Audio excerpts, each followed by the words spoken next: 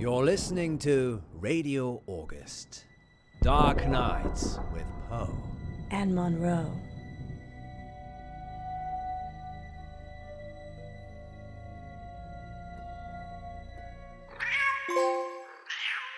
You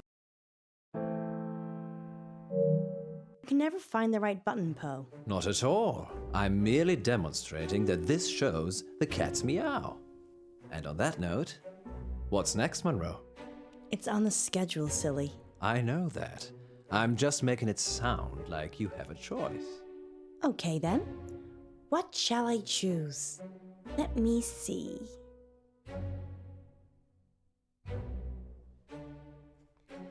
I choose an early night. You'll be fine without me, won't you? You're leaving me, Munro? Good night, Poe. Good night, August. Sweet dreams. Munro? I'm just kidding, Poe. As if I would ever leave our listeners at your mercy. The lady almost vanished, August. Perhaps I'll have to keep her on a shorter leash. Sit, girl, sit. Good girl. I bite. I like it. And now it's time for dreams and nightmares. Dreams and nightmares. with Poe Excellent and Munro. choice, Munro. I didn't have one really, did I? You always have a choice, Munro. But that doesn't mean you can change things. Maybe you should try interpreting the next call of this dream, Poe. I fear I would lack your warmth and insight. You have the ability to turn even the most ghoulish visions into something hopeful. Not always. Do you suffer from nightmares, Munro? Doesn't everyone? Tell me about yours. Well, there is this one I've been having lately. Go on. I can't see. I'm stumbling around trying to feel my way in the pitch black, but I keep bumping into people. It's like I'm trying to push through this crowd, but they don't know that I'm there. Perhaps you're feeling isolated. Maybe. But I'm not interested in them. They're just in my way. It's like I'm searching for something. The number 9. But what does 9 represent, Poe? Well, according to Dante, there are 9 levels of hell. Well, I feel so much better now. I did warn you. Perhaps you should help our next caller. They're already waiting. Frankie, you're live with Munro. Hi, Frankie. What a beautiful voice you have. Well, thank you. I think all voices are beautiful. What do you think to Poe's voice? I hate it. Okay. So, what's your dream, listener? I'm in August, and wherever I go, all I can hear is the radio. It's everywhere. It's loud and relentless, but there's this bird. She cuts through the noise and guides me. I listen to the bird, and I fall blissfully asleep. That's very interesting. People dream about their surroundings a lot. And a dream within a dream? That's nothing to worry about either. What do you think, Poe? I think you have a hardcore fan, Munro. What did the bird look like, Frankie? Beautiful. Angelic. But it's trapped in a cage. A prison. But there's only one warden. And the warden is weak. There's a warden. Another bird, with a rumbling voice that makes me angry. It plumes its feathers, but my bird, the one that calls me, she's not interested in him. And she's caged. Munro, this is obviously a prank. He's talking about us and trying to be funny. But it's a dream. I never said it was a dream. Well, I think we've had quite enough of this. Listen to the warden jangling his keys. Don't you see he's imprisoned you, Ellis? Well, Frankie, we don't use our first names on air, so just... Dreams And nightmares. with Poe and Munro. And we'll be back with more dreams and nightmares later. But first, August, how about a short, dark tale to chill the nerves? And we're clear. Well, that went well. Indeed, just another totally normal person calling into our show. I don't know how we attract them. I do. How long is this story? It's just a quickie, but if you'd like it longer, there's plenty more I could queue up. I can still hear you. Sorry, Frankie. Thank you for your dream. Thank God he told us. That could have been awkward. Very. Maybe I'll just have a cold shower.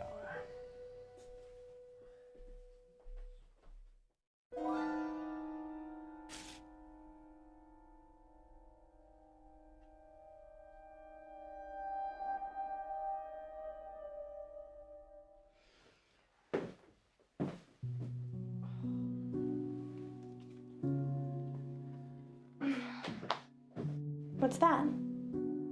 This? Oh, it's nothing. What is it? It's nothing. Give it to me. How long is the break for? Give it to me. All in good time, so how long? 3 minutes? Okay, I'm going to make some tea for us. You stay here. You're making tea for me.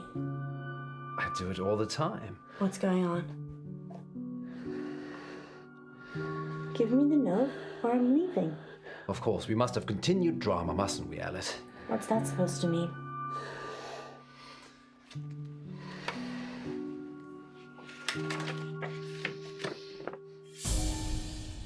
I'm going to kill you.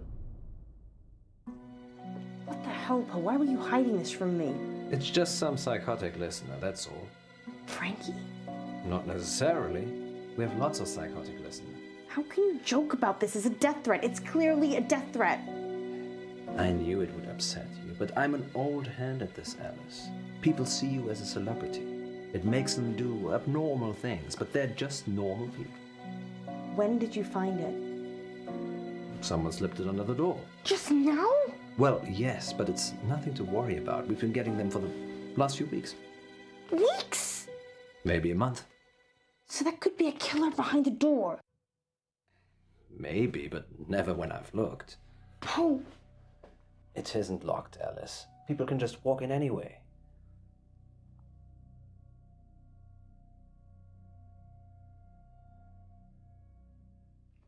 Poe. There. I told you it was nothing to worry about.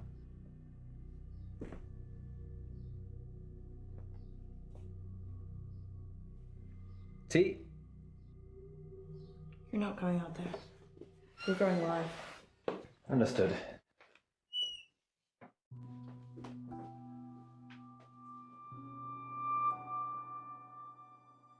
I think I'm gonna go home. Don't be like that. How could you keep this from me? I thought you cared about me. What if I'd been killed?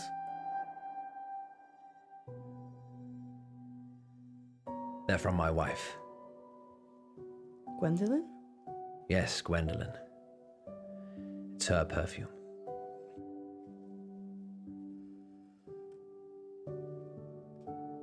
Does she know? I work late when I don't have any work to do, and I kiss her on the cheek instead of the lips. Yes, she knows. But does she want to kill me? She doesn't know who with.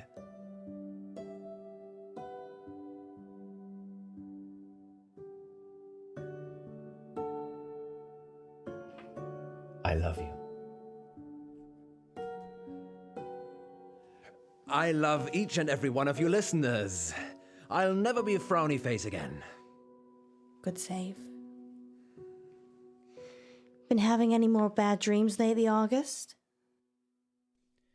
Okay, who's our next listener? It's Frankie again. Put him through.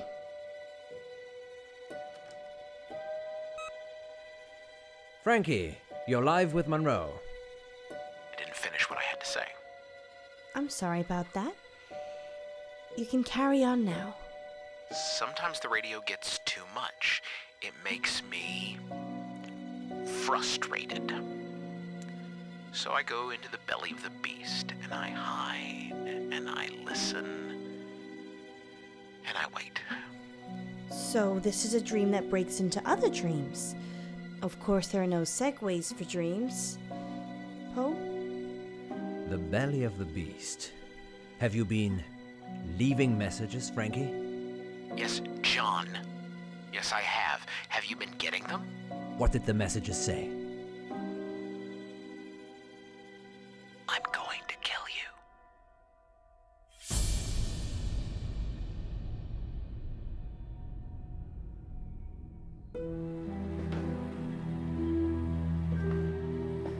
I see. And why would you dream about wanting to kill me, Frankie? It's not a dream, John. I'm coming for you. And Alice. I don't think you are. I think you're spinning us an impish tale, Frankie. You write your little notes and dream your little dreams, but you're not brave enough to act on them, are you, Frankie? Poe, stop it!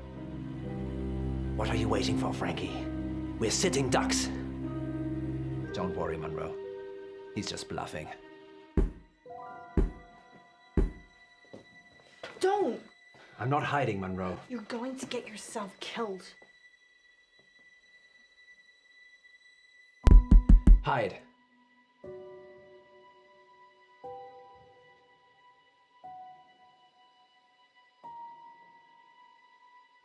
Hide.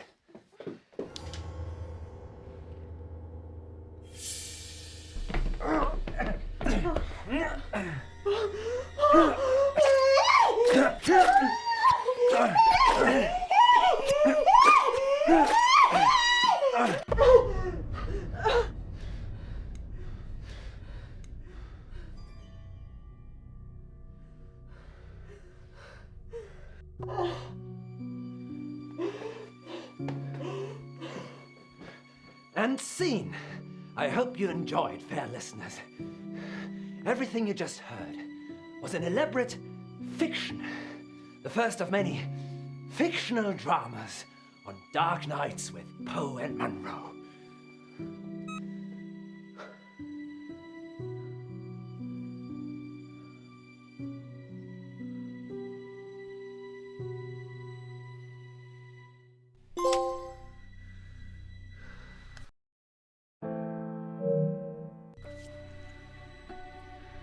It's done. It was self-defense now. We will never talk of this again. Ever. Let's just go.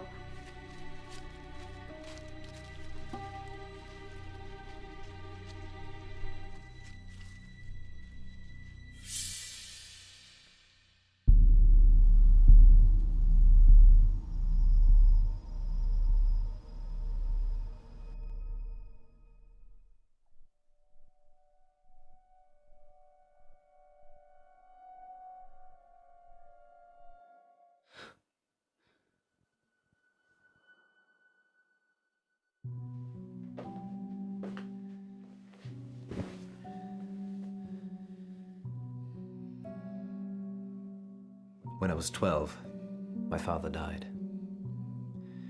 He was riding his bike to work and he got hit by a bus.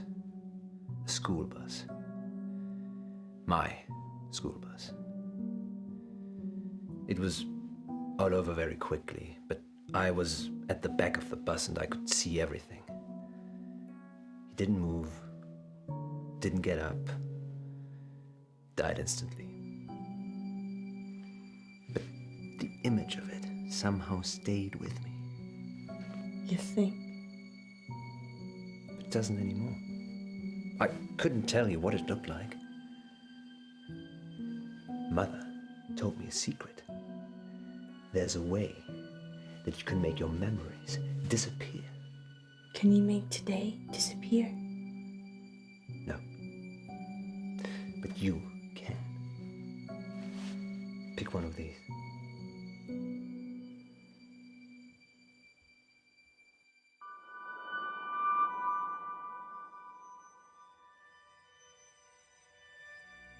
Now hold it tightly in your hands and close your eyes.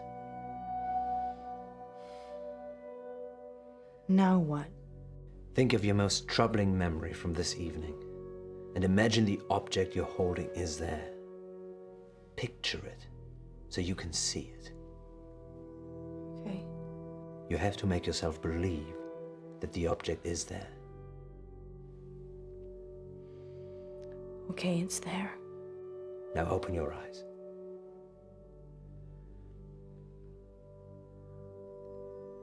Now what? Throw it away. When you throw it away, it will take that memory with it. And if it doesn't? It definitely will.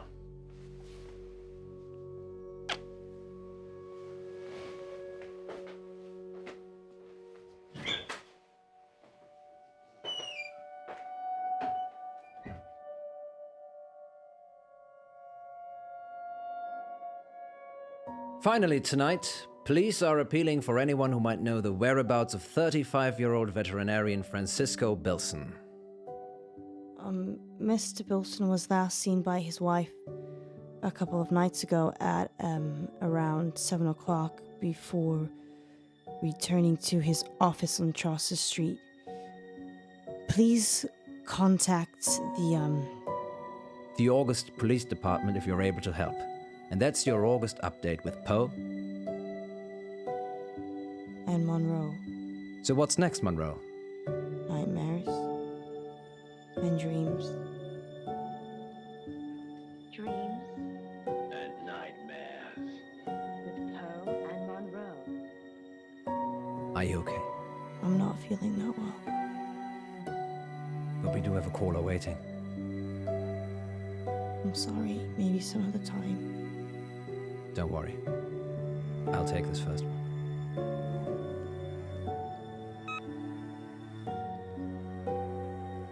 It's Frankie. Don't mess with me, Poe. It is Frankie. Put him through.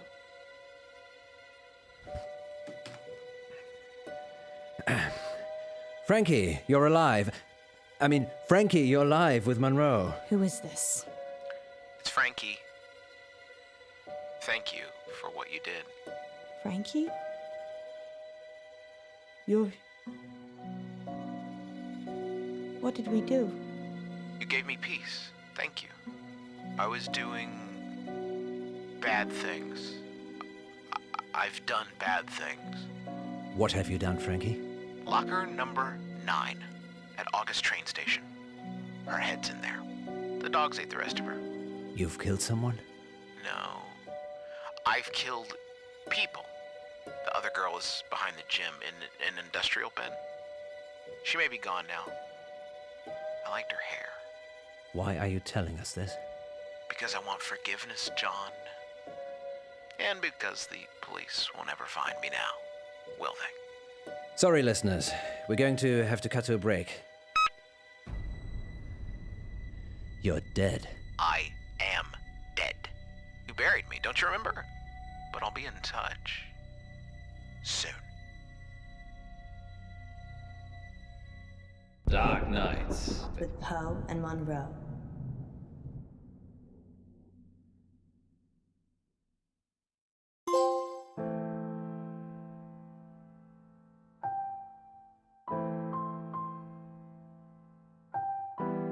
Munro.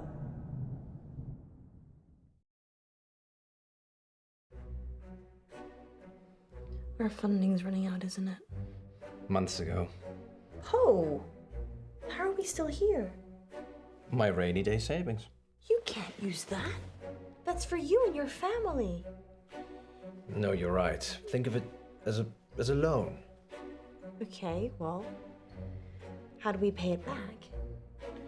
We send a seed of hope out to Lady August, and she blossoms it into fruitful returns. Or we could have a fundraiser. Yes, a radiothon.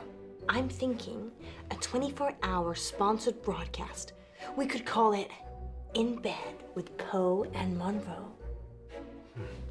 You think people will pay us to sleep together in bed for 24 hours? No, silly. You're not allowed to sleep.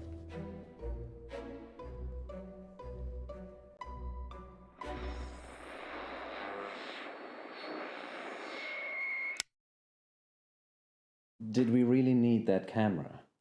Yes, Poe. It's proof that we stayed here for 24 hours. If the station shuts down, I don't know what I'll do. Everything will be fine, Alice. I've set up our donation pages, and the amounts are already rolling in. How much do we have? 15. 100? No, 15 pounds.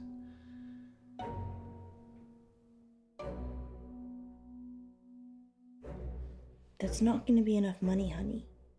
I know, but we've only been on air, 12 hours. That's halfway, Poe. Let's turn it up a notch then. I always give 110%. Here we go. Welcome back, listeners. That was The Raven by Edgar Allan Poe. We're now halfway through the show, and it's time to take your calls.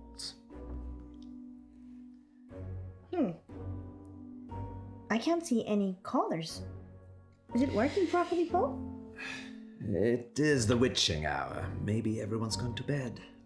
So, we're totally alone. Oh, we could have lurkers.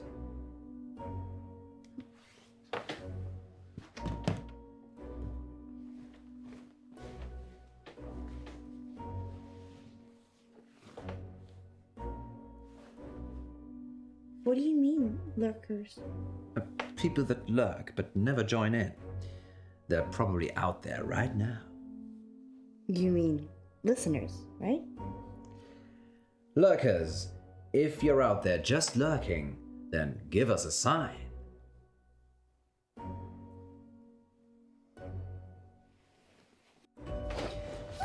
It touched me! What touched you, Alice? Something. In the bed. It was probably just my foot. You're not onto the covers, Poe. Strange. Nothing there. There was.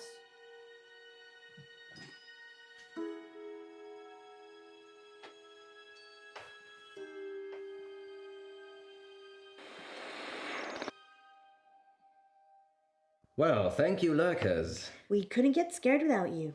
Indeed. I'm getting a very strong sense of déjà vu. What about you, Monroe? If you mean, have I ever been in bed with someone expecting greatness and then been sorely disappointed, then yeah, I'm getting déjà vu. It's that positive attitude that brings all the donors to the yard. Speaking of, dear residents of August, please keep donating. Whatever you can afford. Let us keep making radio for you. There. We've got 15 minutes. What shall we do? Bathroom. Of course.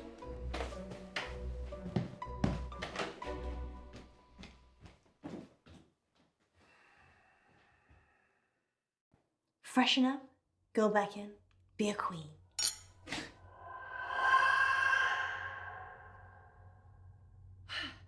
Be a tired, hallucinating queen.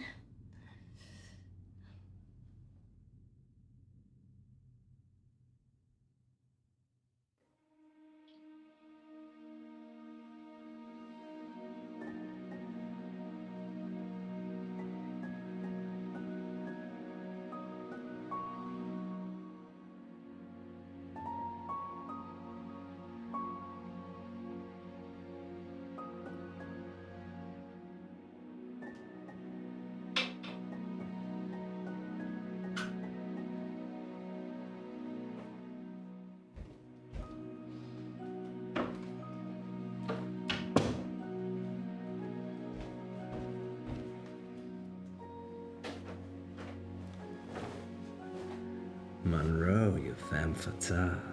I'm feeling pretty sleepy, actually. Your lips, so luscious. They're making me think things I should not. Well, lucky that's there then. Ah, yes, the camera. Tiny piece of glass with an imaging sensor that protects us from evil. Are you okay?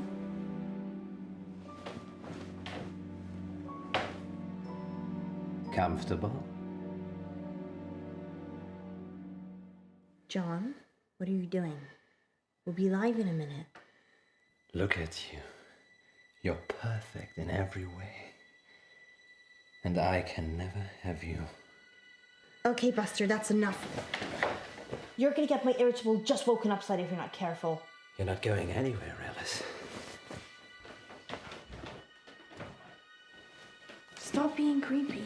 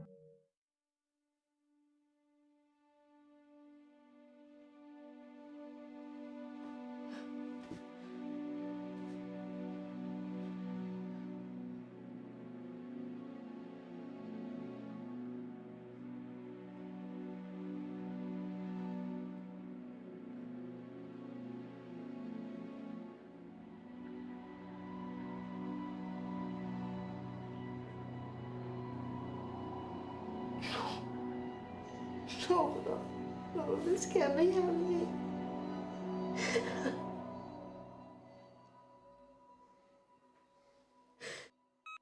There. We've got 15 minutes. What shall we do? Did you fall asleep? It's only been 12 hours. 12 hours? Yes. You look like you've seen a ghost. I had a nightmare. Dreams and Nightmares with Poe and Munro. No. It was real. Are you okay? Do you want to stop? I'm fine. Sleep deprivation, it can play tricks with the mind. Yeah. I guess. So, 15 minutes. I need the bathroom. Again. Again?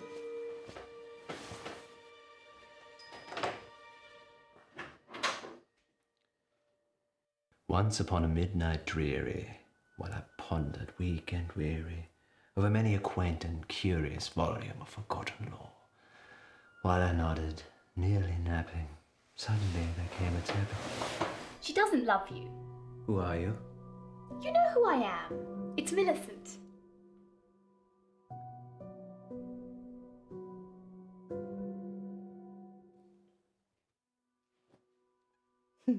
Millie.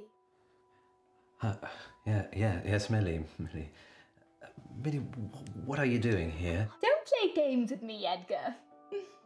Edgar? I'm not Edgar. Fine, Poe, have it your way. But what did you bring her for? The girl? Alice, she's... You need to leave. Leave? I can't leave. I died here, remember, waiting for you. Sorry, my love. I've just waited so long for this moment, for this day.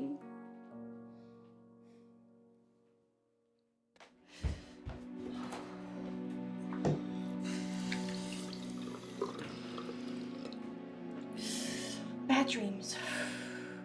Just bad dreams.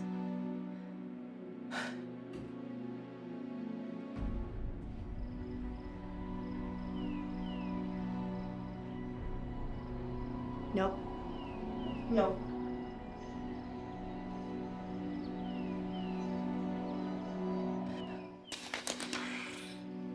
It's a door. A door? A door.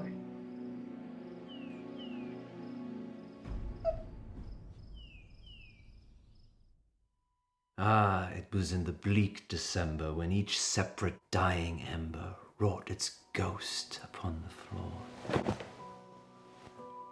Did you miss me? You're Lenore, aren't you? From the poem. Yes. You changed my name. For the rare and radiant maiden whom the angels name Lenore. Nameless here forevermore. Why are you here? Because you're dying, Poe. I'm here to collect you. None of this is real, is it? You need to sleep now. I think that's probably the opposite of what I need to do. Rest. Can't you hear them calling you? I need to see Alice. Murderer.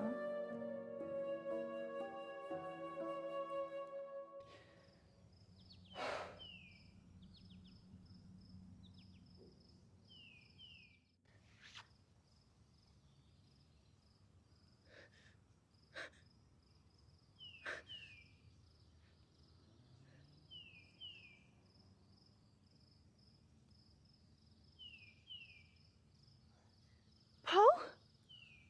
Poe?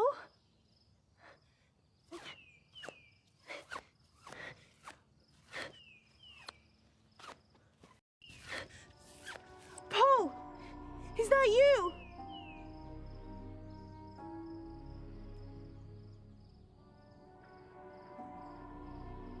Poe?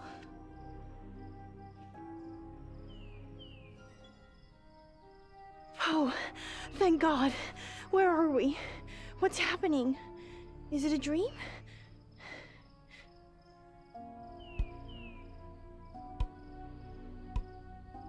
What are you doing with that?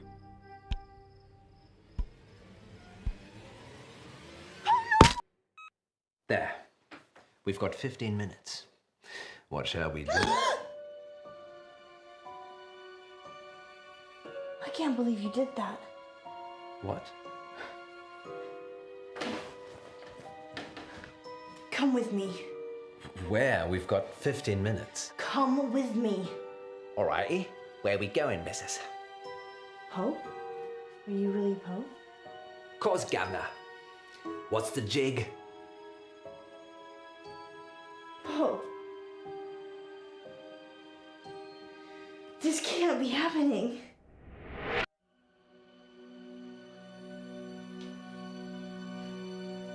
Poe? Munro? Who is she? That's your question. Yes, that's a bit strange, Alice. Perhaps should have led with, why are we tied up? Well, I thought maybe you could ask that. A lover's tiff, Edgar. This new one not up to snuff. What's she talking about?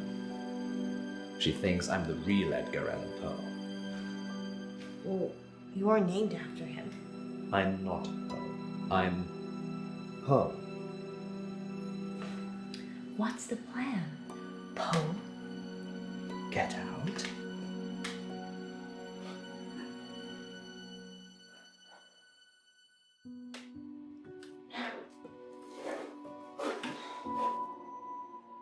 Oh. That was easy. What shall we do about... Untie him.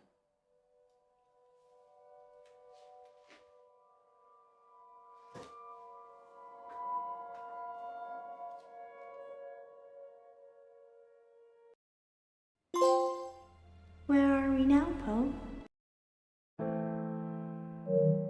Does it matter? No. Everything is full of stars. And the stars are full of people. And the people are full of stars. And we're all within each other. And we've always known it. What's that sound, Poe? Don't be alarmed. It's beeping. It's just an alarm. Oh, Poe, you silly bunny.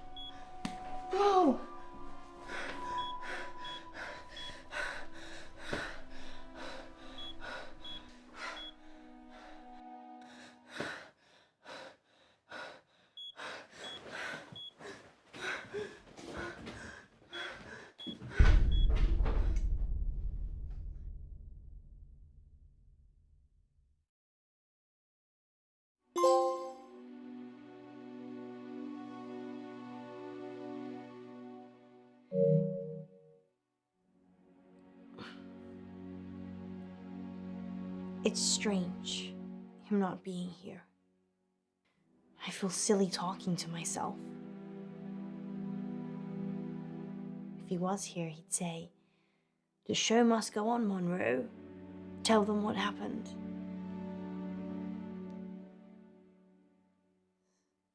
Listeners, if you're squeamish, take a 5-minute coffee break. Now.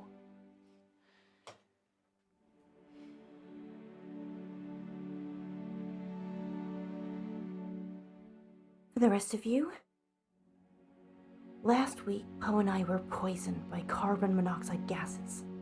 A poor bird got stuck in our central heating flue and sadly passed away. There is no good news, but thanks to the insurance and the builder's negligence, our station is now fully funded. I'm not a selfish girl. Everything I do is for the good of others.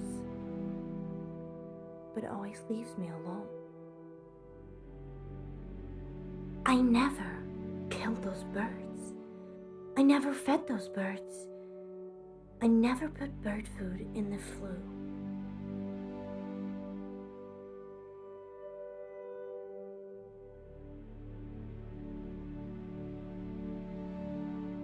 And I didn't kill Poe either. The doctor says he'll be fine. They just need to keep him in for a few more days' observation before they can let him out. Go and visit him. Oh, and listeners, one more thing.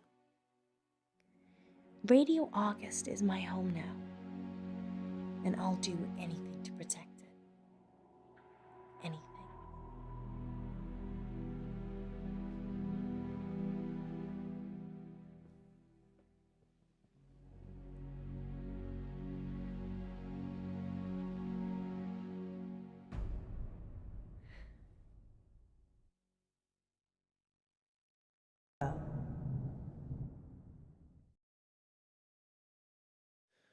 Caller on line 3. Is that a bad thing? I changed the number after Frankie. He's the only one that knows it. Frankie's dead. We imagined all that. So we take the call then?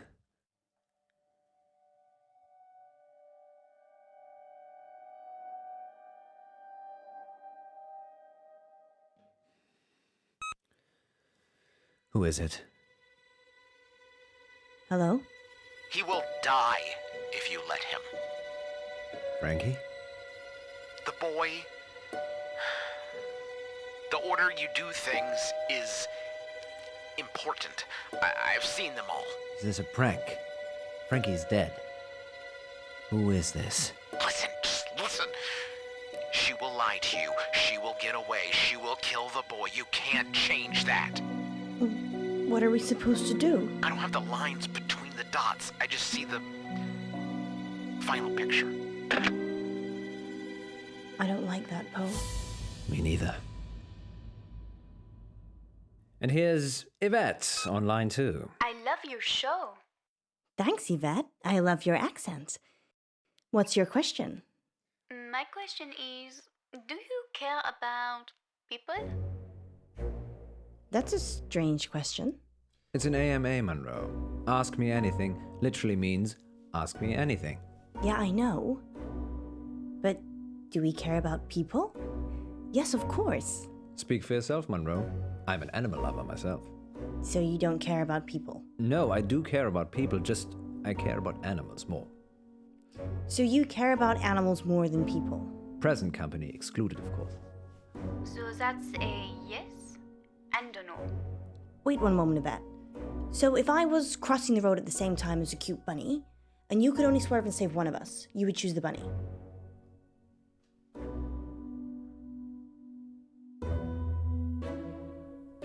I'd save you, obviously. Well, that's reassuring. I said I'd save you. And how long did you have to think about it? I like to consider things. You have a split second. Well, I wasn't timing it. Fine. Save me or a cat.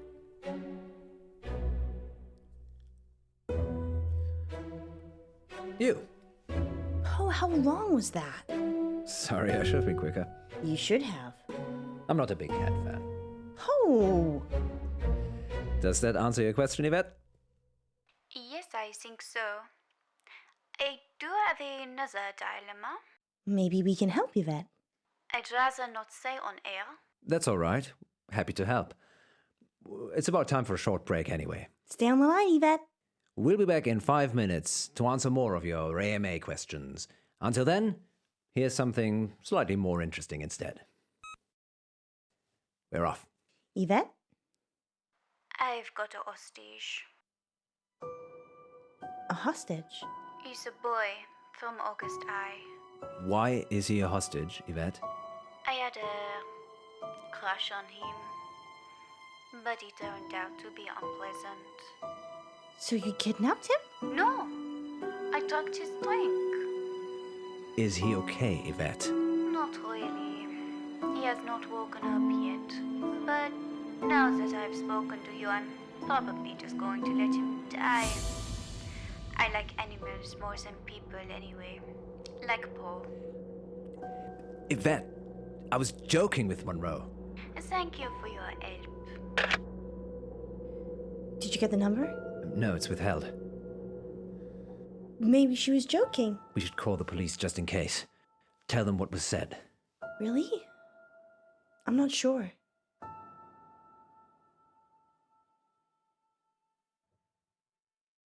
Why aren't you sure? I don't trust August police.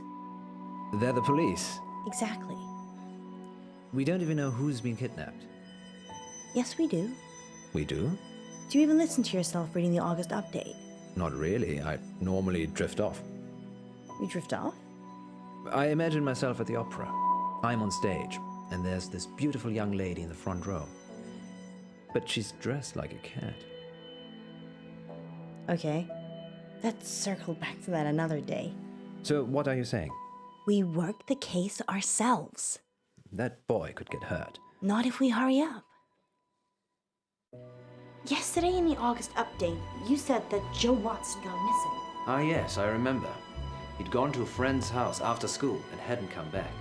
What are the odds that Yvette has got Joe hostage? Almost as high as Yvette not being her actual name.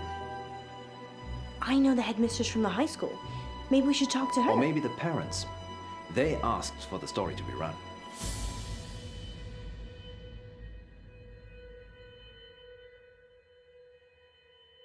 Don't you want to go back to school? You clearly had a better childhood than I did. I still have my cheerleading outfit. That's settled then. Let's talk to the headmistress first. What's her name? Dallas Umber. That's a strange name. She's a strange woman. Take a seat, both of you. Whilst it's admirable that you're returning to complete your education, you're a little old for this institution. Sorry, you're mistaken. I have a degree in cryptozoology. That's not a real degree. It's okay, Poe. She's messing with us. Really? Yes, I'm eccentric, can't you tell? Well, we're here about Joseph Watts. And there was I thinking I was going to be on the radio. Joseph is a pupil here, though, right? He certainly is. Head boy and heartbreaker. Heartbreaker. He's a good-looking lad. Generous nature, always helping people. Any idea where he could have gone?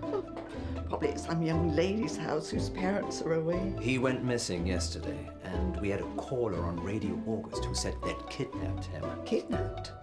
Oh, sounds a bit far-fetched. We're looking for him, so anything you can tell us would be useful. You'd be better off talking to his form tutor, Miss Clay, but... Nice whistle. Thank you. Do you have a specific question? What do you use it for? Blowing. It makes a noise. I know, but for running or sports.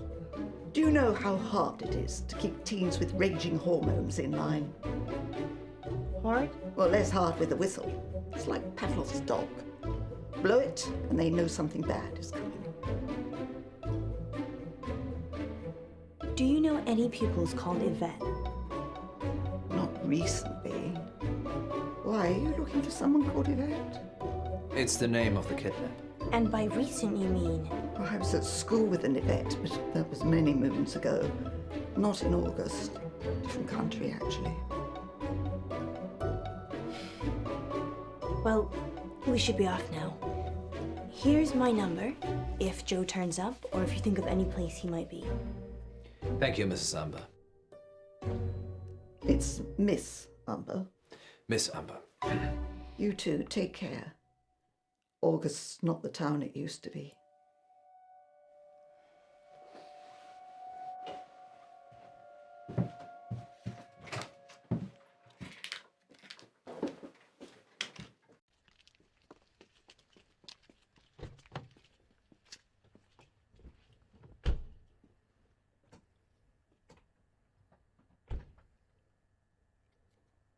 What's our next move, Munro? Who did she say Joe's teacher was again? Miss Clay. If we can find her address, we should visit her. I think she's staying at the guest house. Why do you think that? I saw a bill on Miss Amber's desk. Let's go see her then. We could. And there's also Joe's parents. Unless they've kidnapped him, I'm not sure how much help they'll be. Worth a try. Sure. It's not like Frankie told us to hurry up or anything.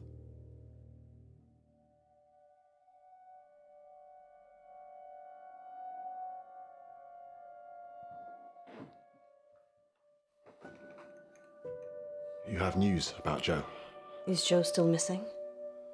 Yeah, missing. Since yesterday.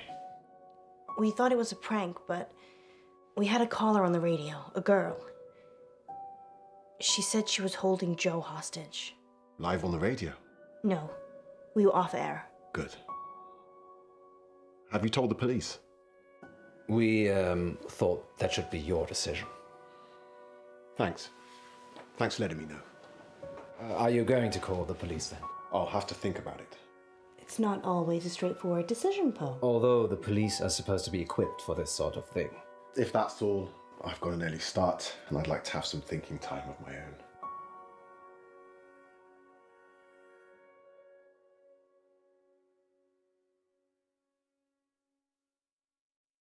I do think it's a mistake not to call the police.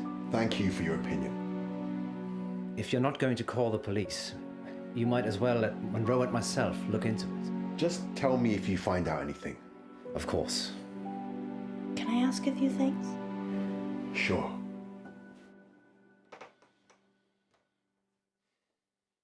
Can you tell us a bit about Joe? He's good. He is good.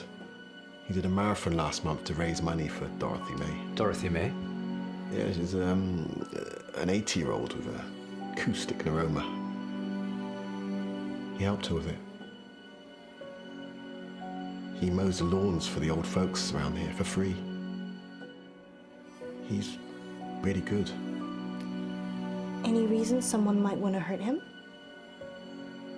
I've been thinking about this over and over again, and I just can't think of anyone who would.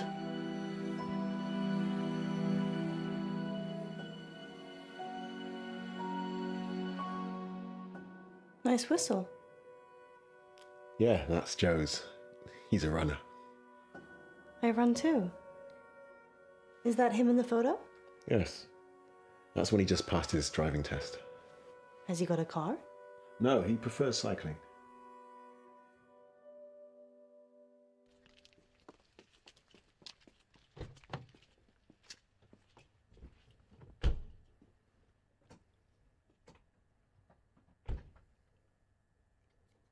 Do you think his dad killed him? You think Joe's dead? If Joe is dead, I bet his dad killed him. He's just upset. Why isn't he out looking for Joe himself? He's probably over the limit. He didn't seem that drunk. Functioning alcoholic. I tried that on for a while. Really? We haven't got time. Come on. Sorry, yes. What's next? I think we should go to the guest house now. You're right. Possibly should have done that first. I'm gonna talk to Miss Gallagher. You find Miss Clay. Why don't I talk to Miss Gallagher, and you find Miss Clay? I don't trust you talking to other redheads. how do we know Miss Clay isn't a redhead? Because she'd be called Miss Scarlet? Sound reasoning. Just go. I'll meet you back in the car.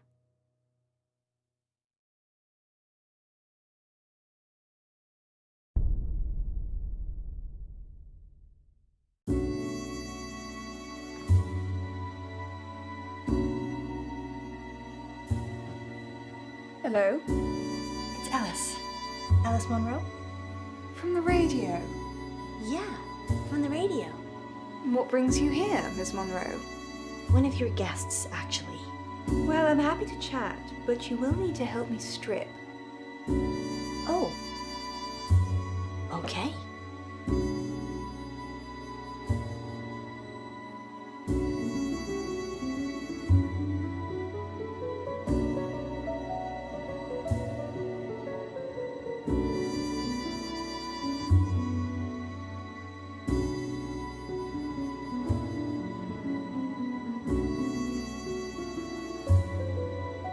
The bed?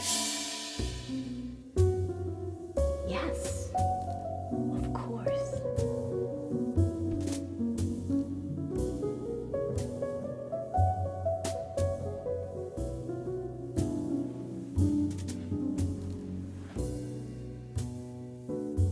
We need to strip the bed. Yes. Sorry, that's how I do it at home.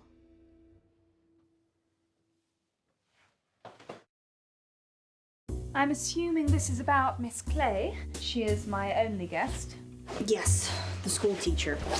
One of her pupils has gone missing. Well, being held hostage, actually. Hostage? We had a caller on the radio. Someone calling themselves Yvette said that they'd taken this boy, Joe Watts, hostage. Watts? Oh, yes. The family's been in August for a long time. They manufacture and sell fireworks, of all things. I love fireworks. Ghastly things. All that metal in our drinking water makes my thyroid throb just thinking about it. They're fun though, right? If you're an unethical hedonist, I will Google that when I get home. do.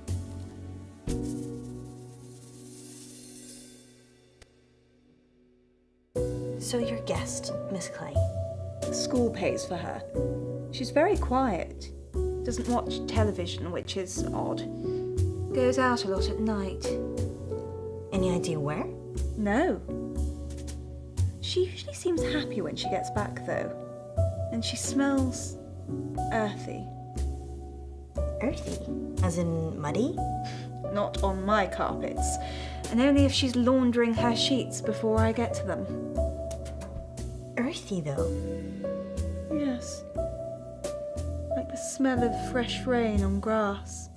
You must have a great sense of smell. Well, when you run a guest house, you develop all sorts of senses you didn't know you had. Smells earthy after a long night's out. Sounds weird, but it could be relevant. Particularly if Joe is being kept somewhere dirty or muddy. Tied. Beaten. Frightened. That's specific? Too many movies. Is that all? For now. Thank you, Miss Gallagher. Not at all. And please do drop by again, especially if you need a room. If you think of anything that might help, please give me a call at the radio station. Surely you want me to call the police if I notice anything?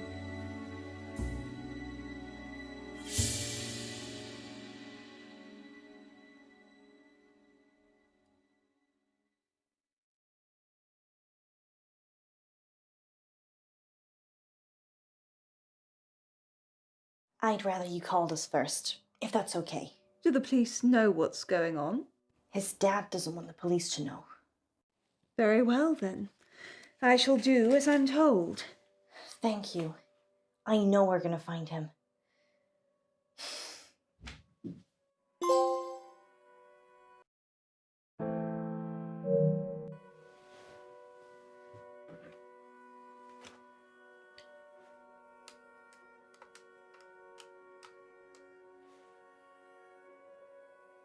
Hello? Yes, I'd like to report a kidnapping, please. Well, I didn't get much out of Miss Clay. She said Joe was a litter bug. So she's an eco-warrior. Yes. I wish we could have recycled our meeting, actually. How was Miss Gallagher? Kinda dominant. I liked her. Maybe I shouldn't let you hang around with other redheads. Maybe you shouldn't. Let's circle back to this later. Did she say anything useful at all about Joe? She said Joe's parents sold fireworks. I suppose that could be useful. Anything else? She said that Miss Clay goes out a lot at night and comes back smelling of earth. That's odd. Yeah, she has a great sense of smell. I'm sure it's a clue of Sherlockian proportions we'll probably never decipher. Seems we're out of leads. I'm still up for visiting the headmistress again. We could drill Miss Gallagher some more. Give it up, Alice. I'm trying. The headmistress, then? Denied. Let's see Dallas Umber.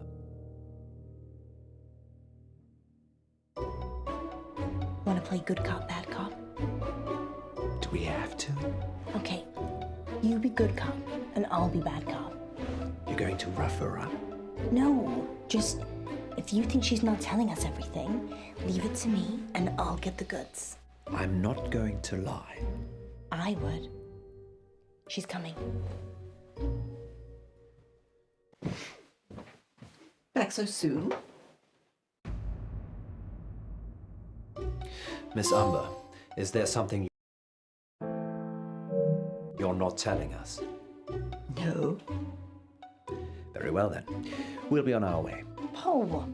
Wow, good job. She said she's told us everything. There's nothing else to see here. Wow. Thank you for your time, Miss Umber. Wow. Good night, Miss Munro. Wow. Yes, you can do more of that in the car. Let's hurry along. Wow. Well, we're at the guest house. Wow.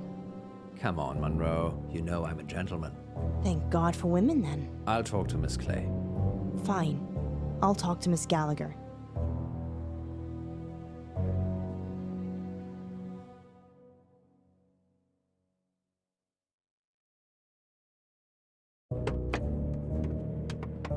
Good luck, then. Let's hope Miss Clay is less frosty.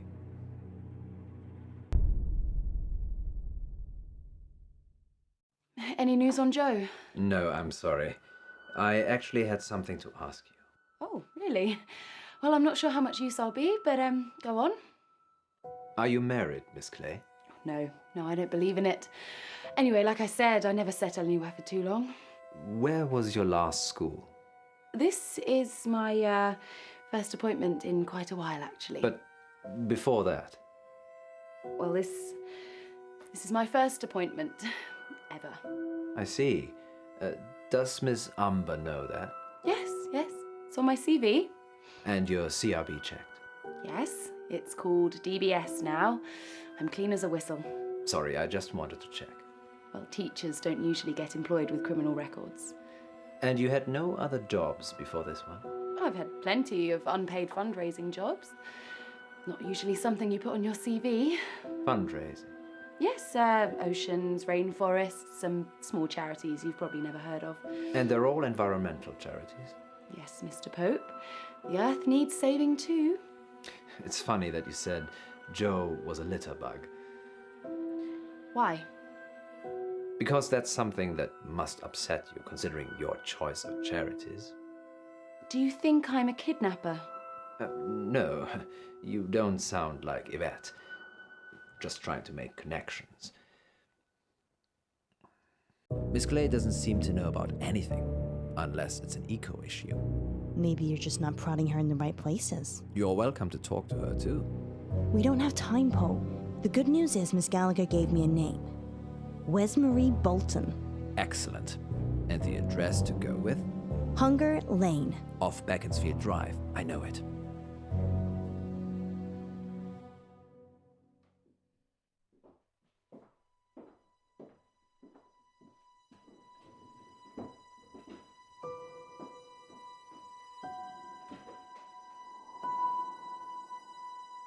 People don't normally want to hear what I have to say. We do. We want to hear about Joe Watts. If I tell you what I think, I'll topple my meds. Well, we don't want to get you in trouble. Just tell us what you can. Don't be silly, Poe. We're not going to tell anyone. You can. Just tell us what you can. Have you spoken to Miss Clay? Yes, she's told us everything she knows. I doubt that. I think she knows what happened to Joe. What's happened to Joe? There was this after-school club. Green for Life. It's pretty political, actually. I'm not sure why they allowed it. Whatever you can tell us. It's about saving the planet. Miss Clay is pretty militant about it. You know, planting trees, recycling, handing out leaflets, that kind of thing. Sounds kind of good. Well, it isn't. Clubs in August become cults, Munro. We had to write up a table of our class. Those with the most impact on the environment were at the top. You were in the club. How else would I know about it? I'm only telling you because the top 3 have gone missing. Joe was 3rd on the list. Have you told the police all this? I'm on antipsychotics with a history of mental illness. I'm sorry to hear that. I hope you find. Any idea where he might be? No.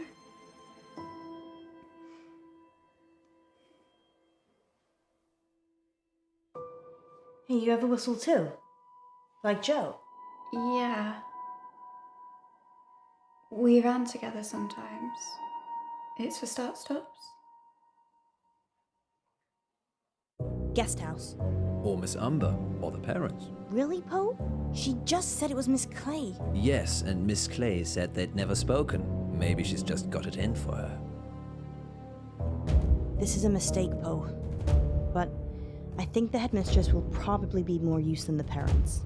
Okay, okay. Miss Umber it is.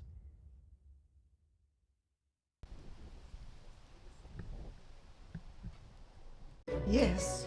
Green for Life, I know of it. Miss Clay's kidnapping pupils based on a list. Miss Clay just handed her notice in. Think Miss Umber is...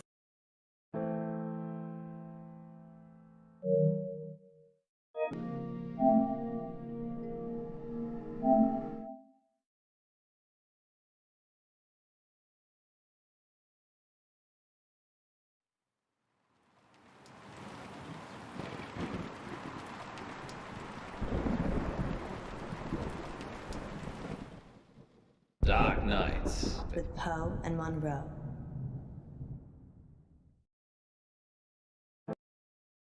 This is a mistake, Poe. But I think the headmistress will probably be more use than the parents. Okay, okay. Miss Umber it is.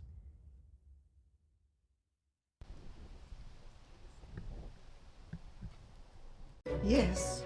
Green for Life, I know of it. Miss Clay's kidnapping pupils based on a list. Miss Clay just handed her notice in. Think, Miss Umber, is there anywhere she may have gone? Anywhere she may have taken Joe? How Park Woods. She's obsessed with the place. The students plant trees there all the time. We gotta go.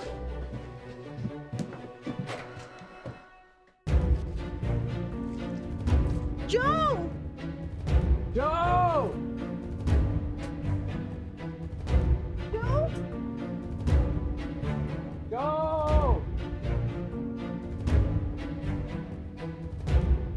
Joe!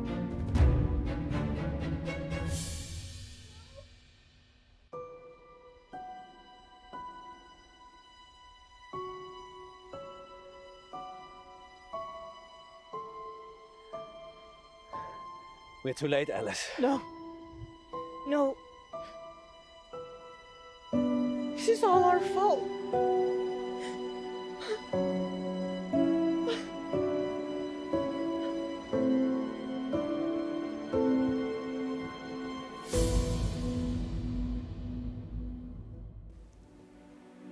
He wasn't eaten. He was murdered. We think Miss Clay had something to do with it. Yvette, she's the one the police should be finding. Do you have her voice recorded? Yes, we record all incoming calls. Do the police have it? I already sent it over. I'm sure they're working on it. I guess I'd better go and identify Joe's body. Whatever's left of him. August's wolves pretty much eat anything. One time, there was a whole school bus of children and... Poe, I think you can save that story for another time. Of course. Sorry. We're sorry for your loss. We'll see ourselves out.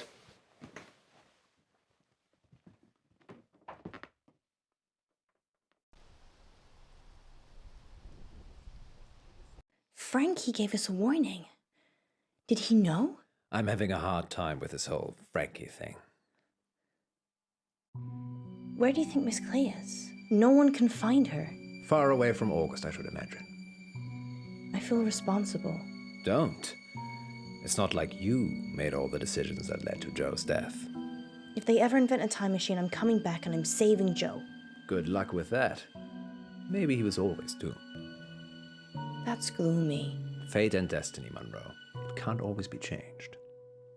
Do you think the whistle means anything? I blew one and couldn't hear anything. It's some kind of dog whistle.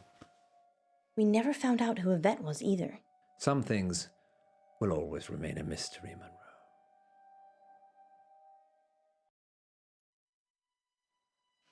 À table, Yvette. Un moment, maman.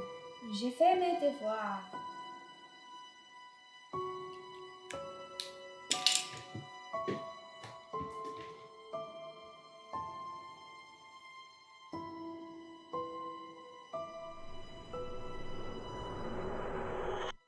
Next time, King. we should call the police just in case.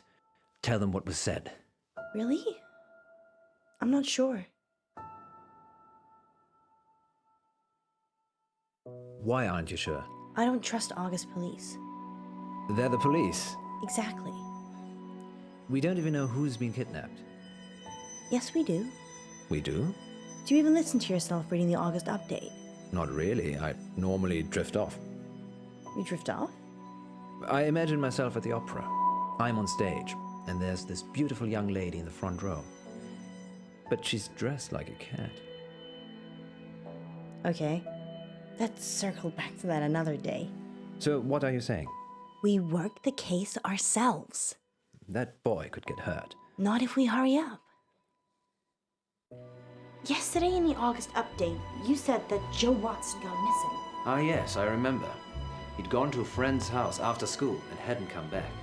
What are the odds that Yvette has got Joe hostage? Almost as high as Yvette not being her actual name. I know the headmistress from the high school. Maybe we should talk to her. Or maybe the parents. They asked for the story to be run. Okay, let's meet the parents. Are supposed to be equipped for this sort of thing. If that's all, I've got an early start, and I'd like to have some thinking time of my own.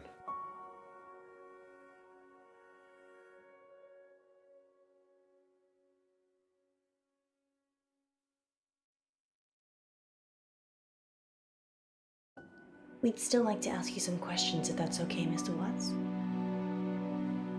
Whatever you need. Are you okay, Mr. Watts? Not really. My son is missing and I'm wasting time talking.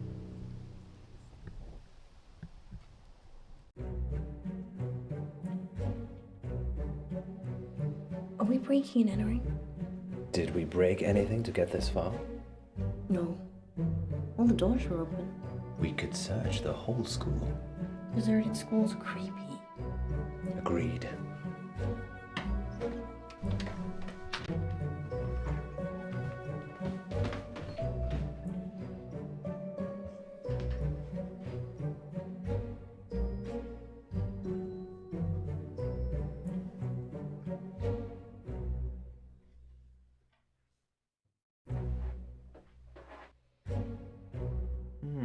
The register is for a Miss Clay, and Joseph Watts is one of her pupils.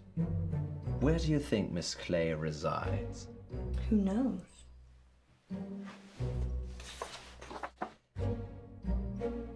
Maybe she's staying at August guest house. Sorry, it actually says here, August Guest House, room 6. Poe. Well, you did very well, my love. Guest house it is then. Miss Gallagher owns it, doesn't she? I have no idea who that is.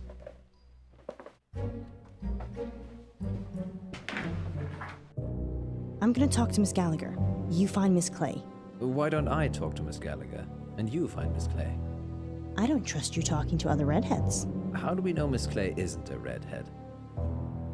Because she'd be called Miss Scarlet? Sound reasoning. Just go. I'll meet you back in the car.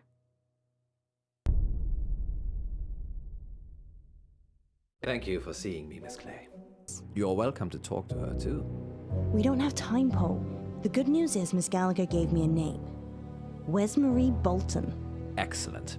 And the address to go with? Hunger Lane. Off Beaconsfield Drive. I know it.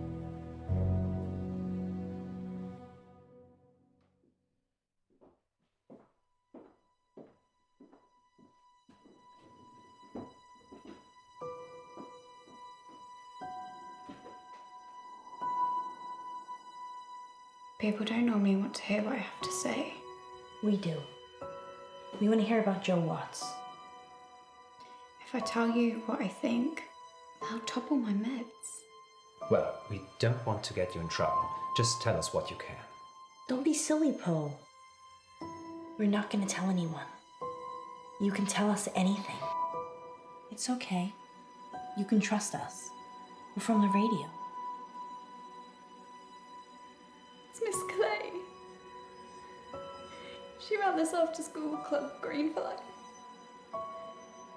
I was in it. She made us make a list of those with the most environmental impact in our class. I did it. It was me. I made the list. Joe was third on it and the third person to go missing. You have to help him. You need to. It's okay. We're gonna help. You just need to take a breath. She'll have him in the woods. At Howe Park. You have to hurry. She'll kill him if they don't pay. What does she want with the money? If they pay, she donates the money to charity. But it's gone too far. And what if they don't pay?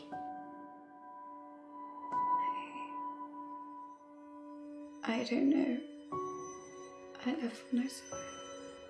What did you see, Wesmarie? Miss Clay.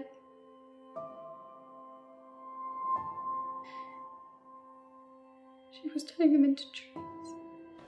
A dryad. A what now? A dryad. Someone who's part human, part tree. We need to go. Howe Park? Yeah. Wesmarie? Wesmarie, you did good. We're gonna save Joe. You wait here and we'll be back.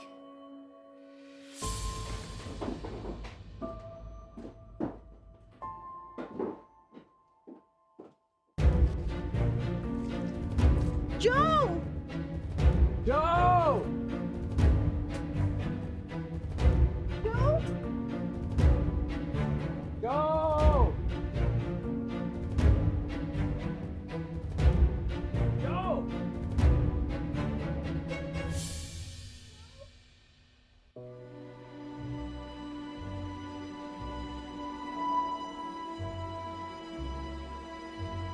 He's alive. Only just. We need to get him out of here. Miss Clay? No, she's not here. You're safe. She's a tree. It's okay, Joe. We're going to get you home. Yo, Poe. Munro, we have a fan. I'm just trying to untie you, Joe. Can you stand up for me? Munro, help, please.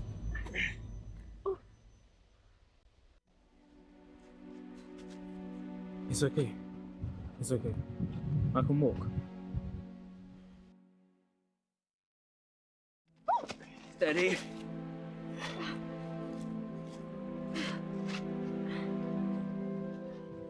Clay did this. She kidnapped you. Yeah. After school. In her car. You got into her car? She offered me a lift. Didn't think I'd end up being tied to a tree. How long have you been out here, Joe? Just today. She said this was the end. Who? I was blindfolded. Was it Miss Clay? No. It was a French girl. A French girl was helping Miss Clay. Let's get you home.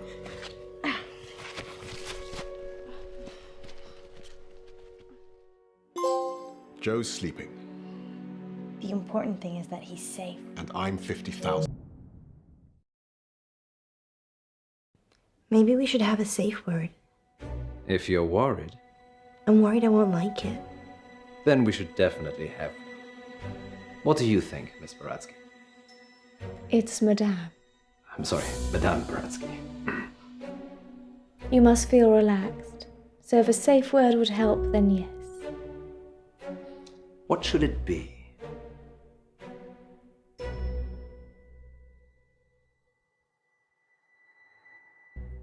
Banana. Banana it is. Okay, banana, banana, banana. Sorry, I'm just practicing. Places, everyone. And we're live in 3, 2... Welcome back. As promised, listeners, we have a special treat for you tonight. Madame Baratsky is a past lives regression therapist who claims to have helped hundreds of clients discover their previous selves, from ancient Egyptian concubines to Cold War spies. Welcome, Madame Baratsky. Thank you for having me. And of course, it wouldn't be our show without my better and more beautiful half. Say hello, Munro. Hello, Munro. Munro has bravely volunteered to be put to sleep by Madame Baratsky this evening. You make it sound like euthanasia. She's going to wake you up again. Aren't you? Of course. Remind me again why you couldn't do it, Poe? Dodgy knee. In just a moment, Madame Baratsky will put Munro into a trance. I prefer hypnotic state. Into a hypnotic state. And we'll ask her to describe what she sees. Later on, we'll be taking your calls. Have you lived before? Do you remember any past lives? Or is it all just a money-making racket? Let us know. Munro, Yes, Poe? are you ready to meet your past self? I was born ready. Let's hope you were reborn ready. Madame Baratsky, take it away. Now, Miss Munro, please relax. Close your eyes and focus on the sound of my voice. Listen to nothing else but my voice. Madame Baratsky has started the regression process.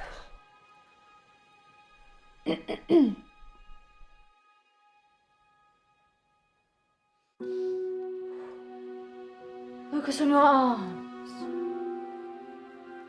Feel how heavy they are. Feel them sink into the chair and pull you into the deep, deep dark. Let the darkness consume you.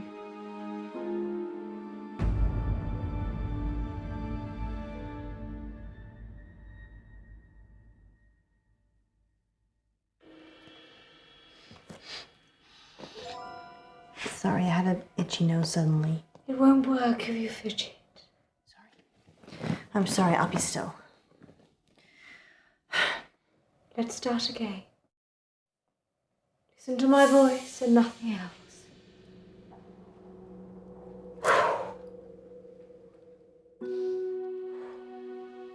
Focus on your arms. Feel how heavy they are. Feel them sink into the chair and pull you into the deep, deep dark. Let the darkness consume you.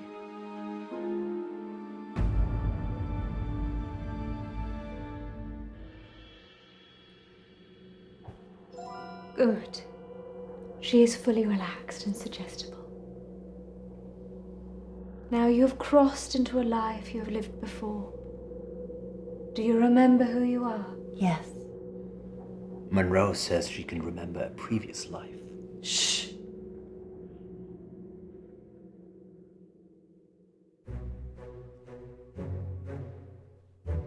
Do not rush. Let the world come to you. Let it reveal itself to you.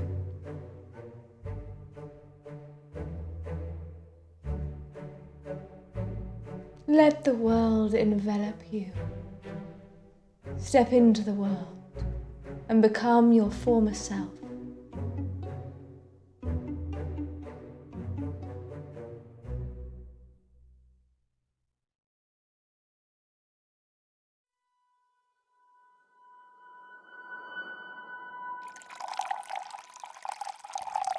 Now tell me what you see.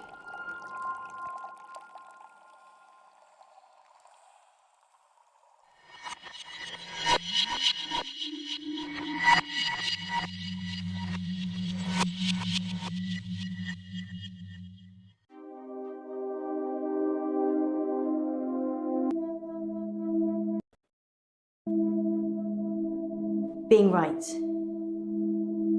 It's a gift and a burden. Where's Dr. Decker?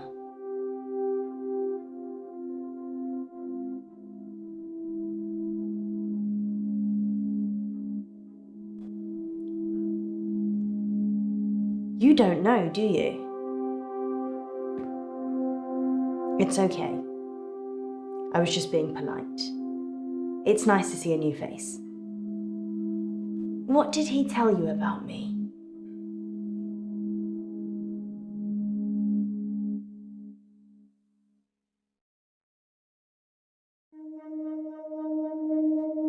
Relationships are hard, especially with my condition. Let's play a game, Doctor.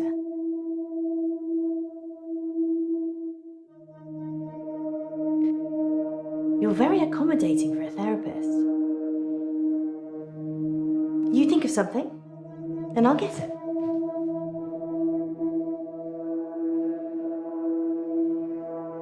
Why are you thinking of a square? That's so dull. Don't say anything. I mean, you haven't said anything since you arrived. Do you believe me now? That I can read your mind? Good. You believe me? I lose a lot of friends right about now.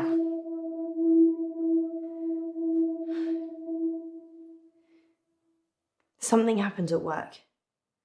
The dry cleaners in town. I can't switch it off. As soon as I lock eyes with a person, I get their thoughts.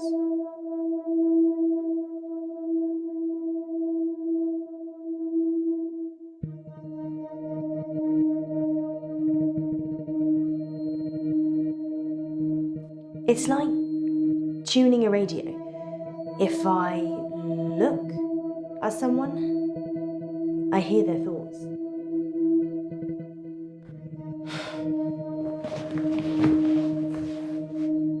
Anyway, there's this guy who walks in with a suit.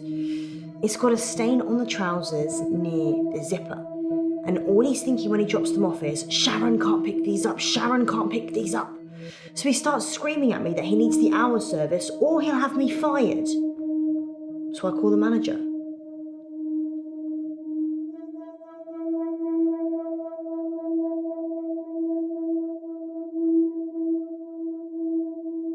I guess Sharon, who he doesn't want to pick them up, is his wife or girlfriend? Either way, he clearly doesn't want her to see the stain. But Sharon is also the name of my manager. I call Sharon over anyway. Sharon! Sharon! This guy's face is a picture. but he's holding it together. Sharon comes over preoccupied. She's thinking about the washing machines. She is the manager, so she normally does that, but this time was different. She was thinking about Nisha, spinning away in one of them.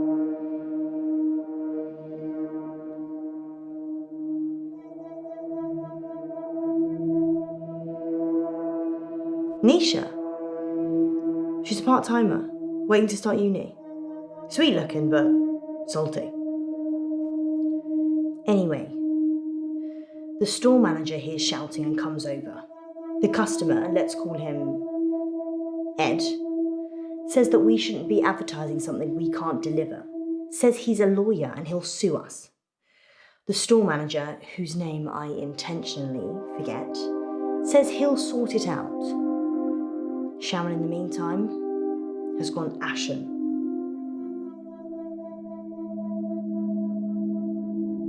I don't know if Ed's a lawyer or not. That's not the important part. Ed finally gives in, throws his suit at me, and leaves.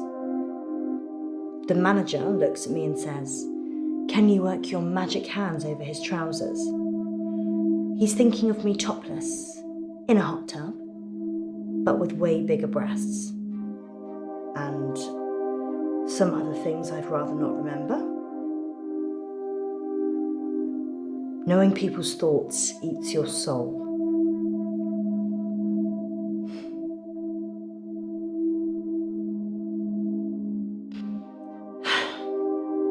Fine. I guess I painted the picture, you might as well think it.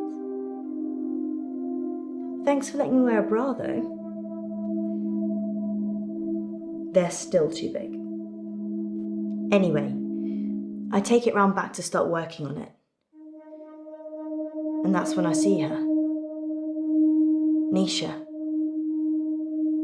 Like a ragdoll in a hurricane. Just spinning inside this big machine. Her face smashing against glass and metal. Blood pouring out of every opening. She's a mess.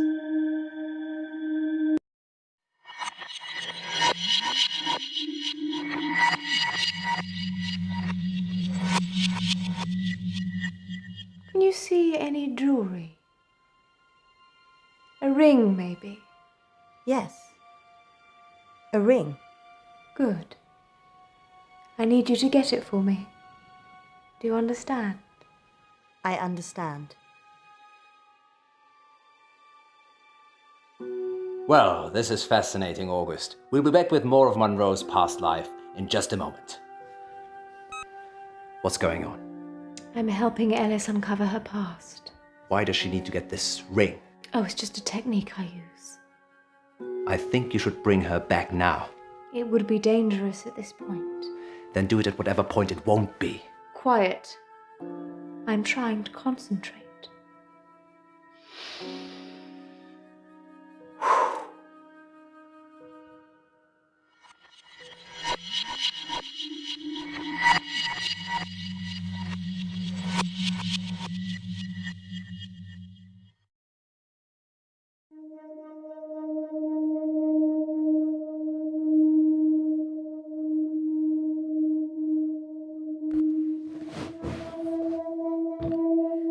Sharon's in a psychiatric hospital now.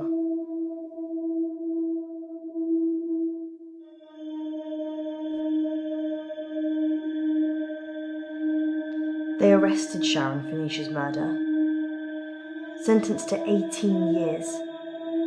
One for each of Nisha's. Is that enough? Maybe murder should be punishable by death.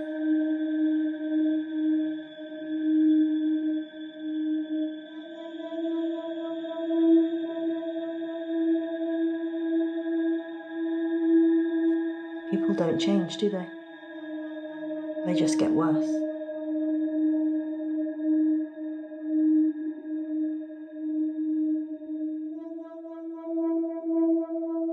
I did see Sharon once after the trial. She didn't talk. But in her head, all I could see was Nisha going round and round. Her mind was literally stuck like a broken record.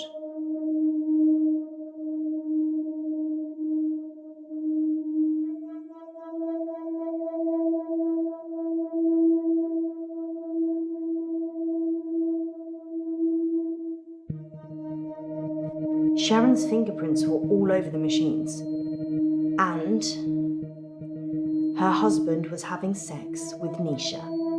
That's all the jury needed. Nobody saw her do it though. She just didn't have a good enough lawyer.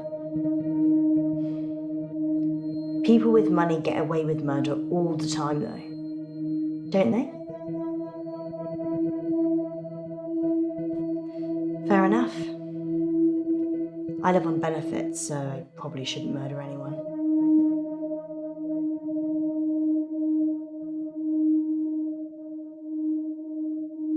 Nisha worked for Sharon as a housemaid. That's how she met the husband. It's so cliche. Nisha was desperate for money, and he was desperate for attention.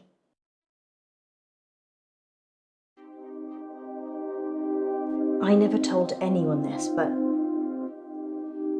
Nisha charged Sharon's husband for sex. I mean, she said she would have done it anyway, but since there was a chance of getting paid, I don't think Sharon knew. Would you pay someone to have sex with you, Doctor?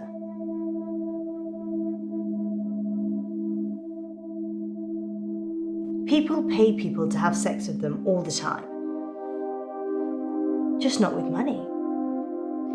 They do it expecting love, or opportunity, time, companionship, or orgasms.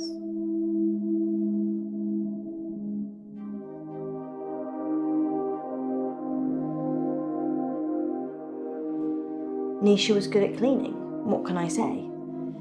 Often I'd go to the back of the machines to hoover the lint trays out, and Nisha was there with Jared, hoovering away already. I watched the trial from the gallery. Not many people made eye contact with me, but Sharon did. She wanted to die. Really die. I don't think she killed Nisha.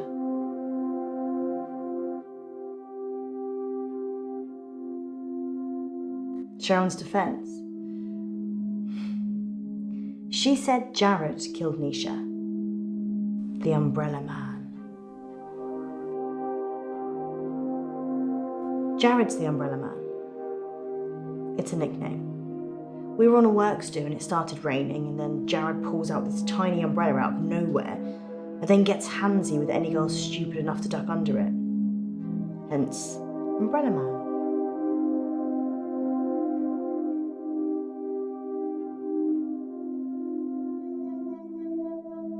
Nisha kissed me once, so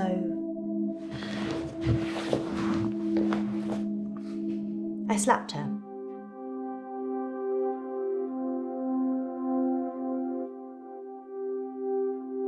We were in the machine room.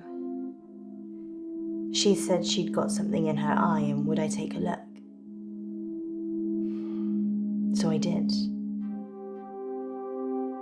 Her irises were lovely and big, dilated. And while I was looking, she just kissed me. But her mind, it was beautiful, shimmering. And then when she kissed me, it all fell away. All that was left was shame, fear, repulsion. So I slapped her.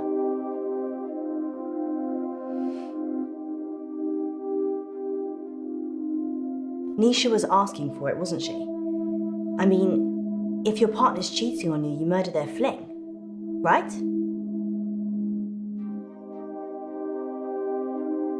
Exactly. She'd have killed her husband for sure. Why start with Nisha? It doesn't make any sense.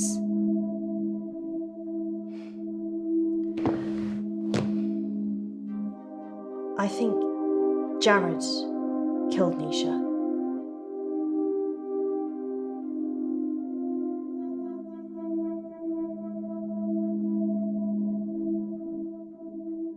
What did Nisha think about? Nisha thought about Jared a lot. She hated him, but she also wanted to sleep with him at the same time. It's pretty common. I'm sure there's an interesting scientific term for it.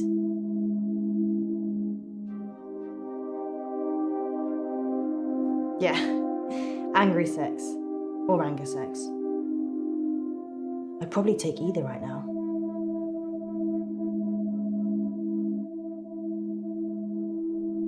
I told you about the Umbrella Man. She hated him.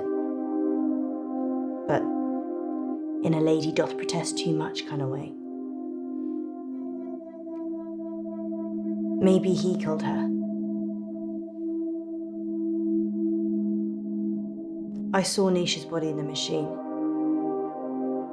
Her eyes were still open, crying blood.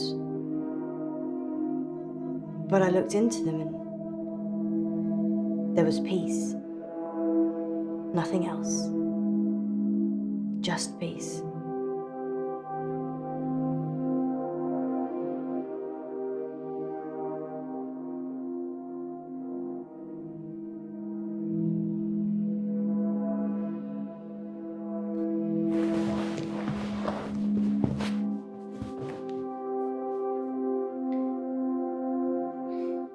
They closed down the store for a while so the real cleaners could come in. They got rid of all the blood. It wasn't just blood.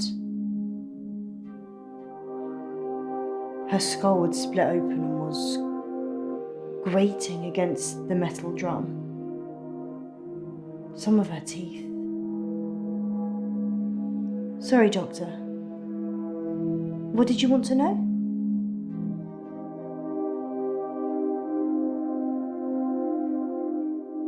Beck. Perchloroethylene. It's what they use in dry cleaning machines. But Nisha didn't drown.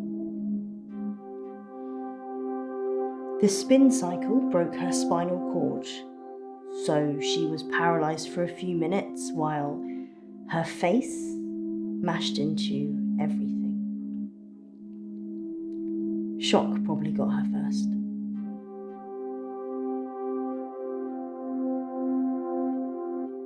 Yeah, dry cleaning machines have huge locks. There's no way of shutting yourself in. You really have to get a friend to help. Or manager. Sharon's fingerprints were the only ones on the machine. Actually, hers and Nisha's. The police thought she'd struggled against the machine trying to fight Sharon. Nobody heard anything though.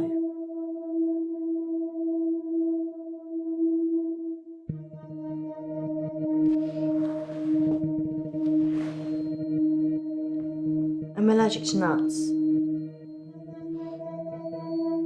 Is this definitely normal milk?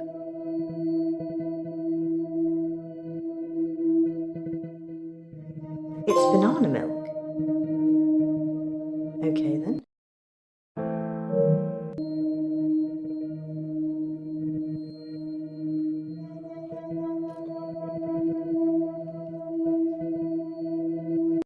Banana. Banana. Munro, you're back. Banana. Banana. What's wrong with her? She's stuck between two lives. Munro. Munro. Munro, listen to my voice. You can rest now.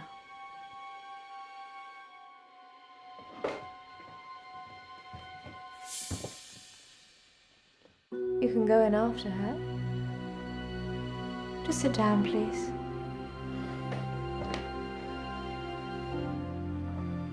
How can I go in after her? I'd have to get in her brain. I'm very good at what I do.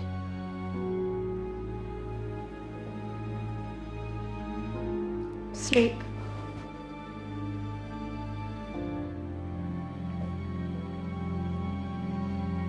There's a good boy.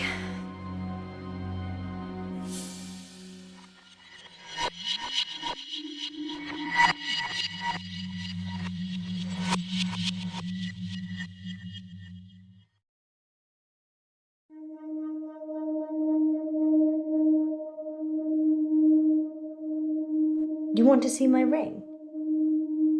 What? Don't remember wearing one. Shall I take it off? Maybe later.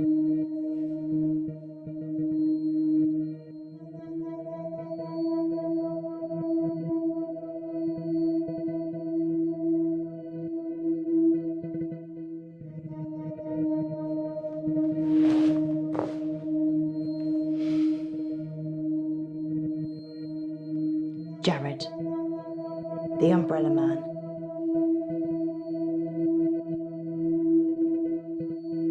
He's weird, like a spider. Sharon ducked under his umbrella that time, and his hands slithered around her body and kind of rested under her breast. Everyone knew he was touching it, and Sharon just gave a weak smile and wriggled away. I tried to read his mind, but it was like a stereogram.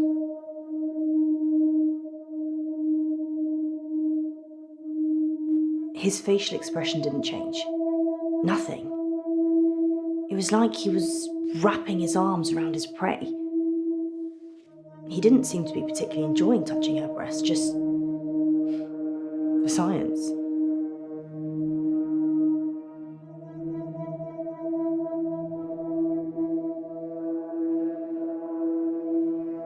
Jared's mind was a mess of coloured dots that didn't make any sense. I never knew what he was thinking, ever. There's only one other person I know that's like that.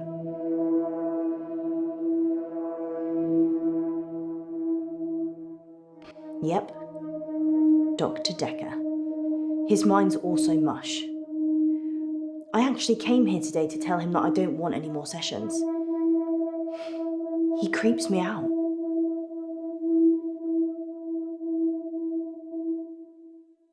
Jared quit after the murder. Well, so did I, to be fair. Well, I've kind of quit everything now.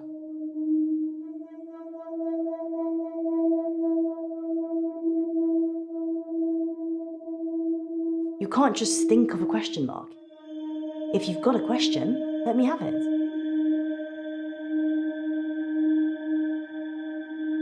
People get like this, flustered when I can read their mind.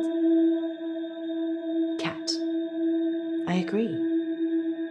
Cat. I already said that Jared killed Nisha. Or something did. Do you believe in the supernatural? No. It's not science, is it? Jared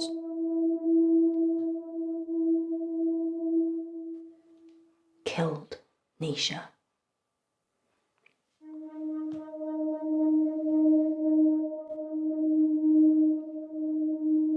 I saw it happen, but I couldn't tell the police.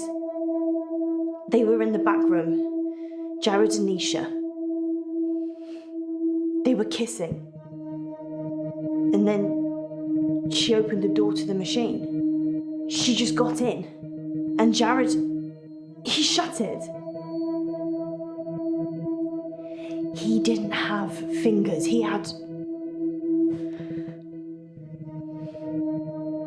I can't. And the kiss, his tongue, It was a giant worm, and it just slithered from his mouth into hers. I tried to catch Nisha's eye, but it wasn't her. It took her over so quickly. Its thoughts I've seen. Dr. Decker said that if I can imagine another world, I can move myself into it. Just dream myself away. Become someone else. Someone people love. Someone beautiful. Someone who isn't me. What do you think, Doctor? Can I just dream myself away?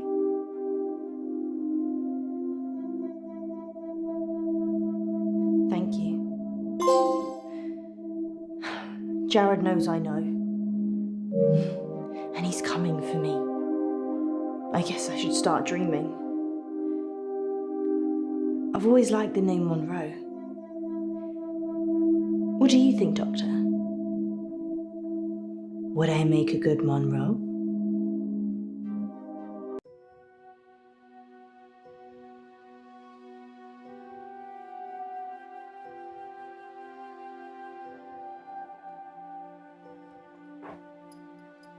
In an hour, you'll wake, as if from some deep sleep.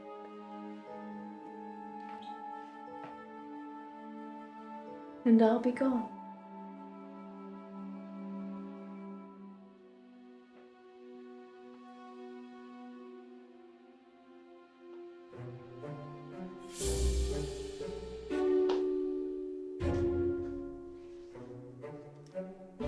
That should cover it. I'll see myself out.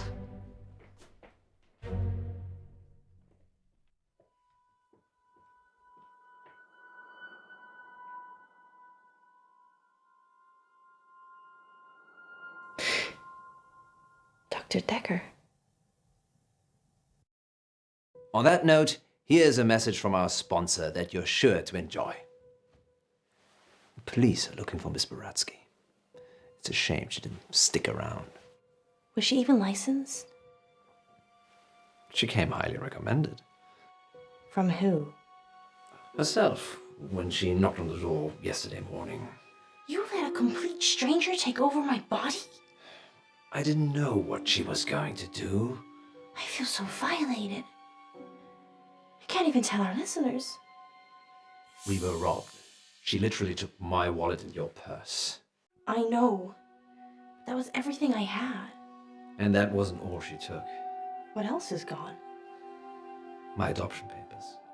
What? My adoption papers are missing. I didn't know you were adopted. Well, I am. I'm not ashamed to say it. Sorry, Poe, I wasn't suggesting that. It's unsettling when someone takes something so personal. Just who does she think she is? A past lives travel agent who robbed us whilst we were dreaming. But it wasn't a dream. You were there. You and me. Yes, just like Wizard of Oz. Maybe the reason the people looked familiar is because you made it all up yourself. So, are we dreaming now or is this real? I can't tell anymore. Want me to give you a squeeze? No, this is real. How can you be so sure? Because in my dreams you're much more of a charmer. And richer, I'd imagine. Too soon, Poe. Too soon.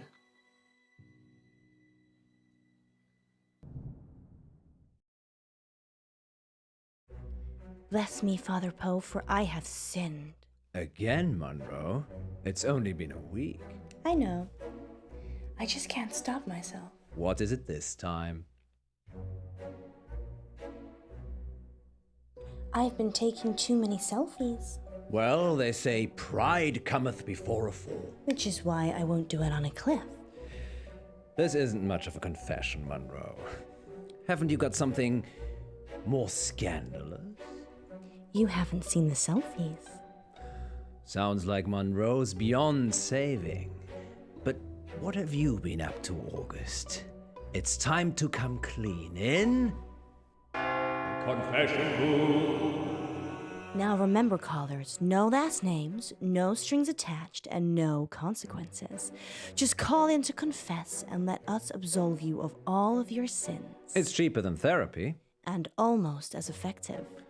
This isn't blasphemous, is it, Munro? God, I hope not. Excellent. We have a caller on line 1. Line 1, you're through to the confession booth. Oh yeah, it's me. You're live on air, line 1. What's your name? Oh, Beck. Welcome, Beck. Spill forth the burning secrets of your tormented soul. He means, what do you want to confess? I, crashed my boss's car. Oh no, that's terrible. Were you hurt? No, but the car was, totaled. It was a Rolls. Oh. Wow. I know. Yeah, it's really bad. Well, how did it happen? Were you swerving to avoid something? Yeah, there was an animal in the road.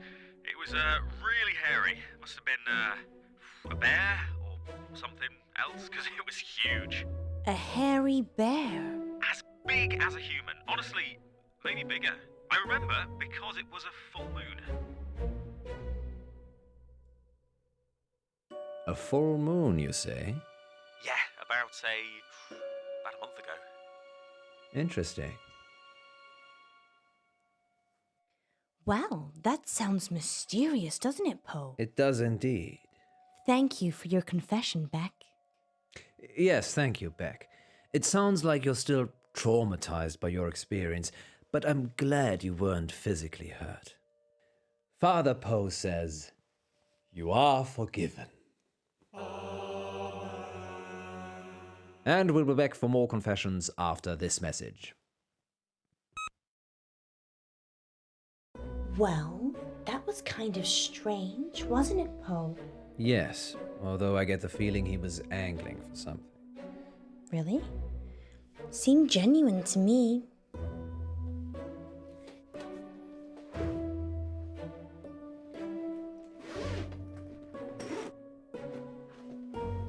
You don't think...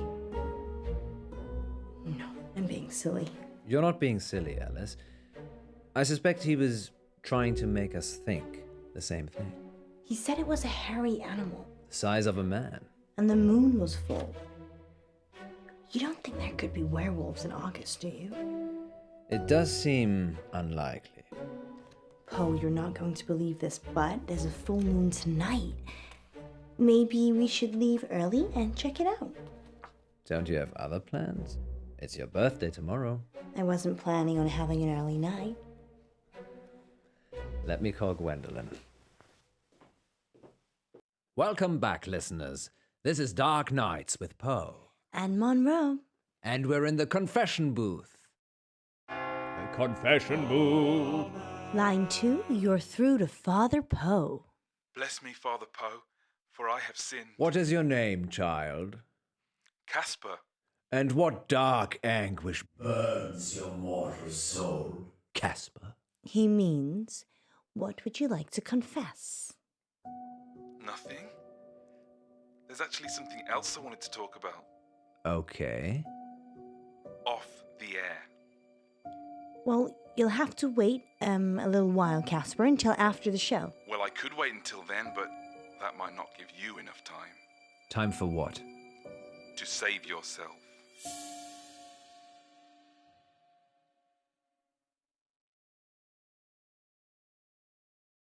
Well, you're in luck, Casper, as I have a story queued up.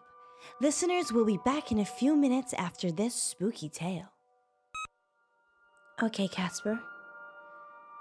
It's just us now. What are we saving ourselves from this time? Don't go to Wolf Lane. We're not going to Wolf Lane. Well, we might be. The werewolf, remember? Yes, you are. But you shouldn't. And why is that, Casper? Because it will be the last time anyone sees you. Why? I can't give details, but something bad will happen if you go to Wolf Lane tonight. You know, if you want us to take you seriously, perhaps elaborate on the something bad will happen bit. There's a billion other places you could go, and I'm just asking you to avoid one. But if you have a death wish, go to Wolf Lane.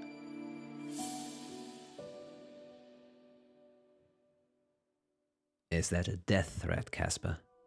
No, this is your future. Trust me, I know. Because you have a time machine? Because I was there when it happened. Well, we're certainly putting the dark in dark nights tonight, August. Maybe we should stop taking calls. Nonsense, Munro. What would this show be without the heady mix of terror and titillation provided by our callers? Well, this radio host has been titillated enough for one night, which is good, because it's time for Betty Buys. Sweet dreams, August. Thank you for listening. Yes, and remember, don't have nightmares. With Poe and Munro. So what do you think?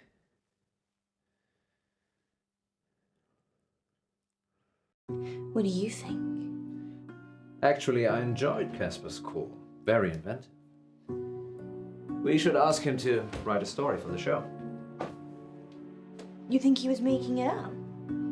Of course he was. You have to learn to be less trusting, Munro. People will take advantage of it. Well, we wouldn't want that. So, still fancy a trip to Wolf Lane? Oh! There's a good boy.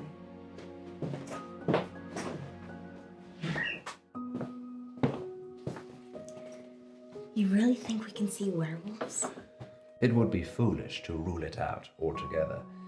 I know it's almost your birthday, but, well, a full moon waits for no man. Or werewoman. Exactly. I guess it could be romantic. You and me, huddled in the car, looking at the stars. They say Wolf Lane's the best place in August for stargazing. Do they? There's hardly any light pollution. That must be why the werewolves like it. What about you know who? I've told her I'll be late. Just late? Well, we'll see. You go ahead. I need to check something. Who are you calling? Hi. Sorry, 1 minute. Okay, I'm going. Hi, it's Munro. No, you're great. Totally convincing. Yeah. We'll see you soon. Hello? It's all right, Alice.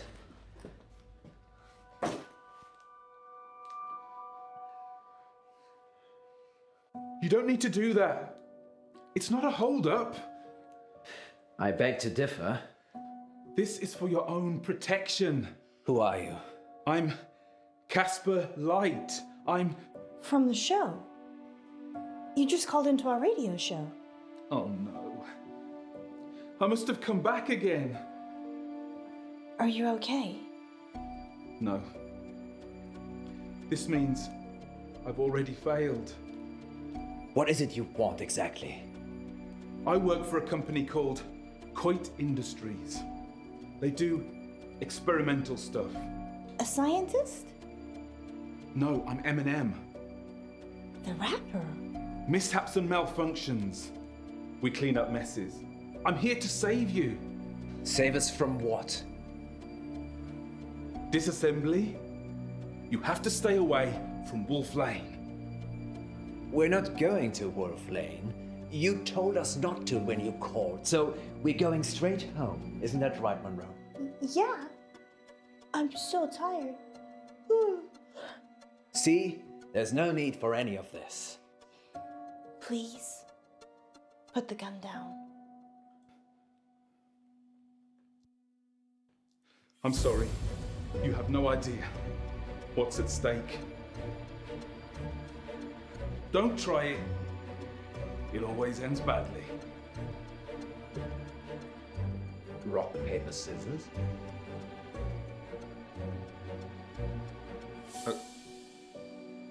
okay?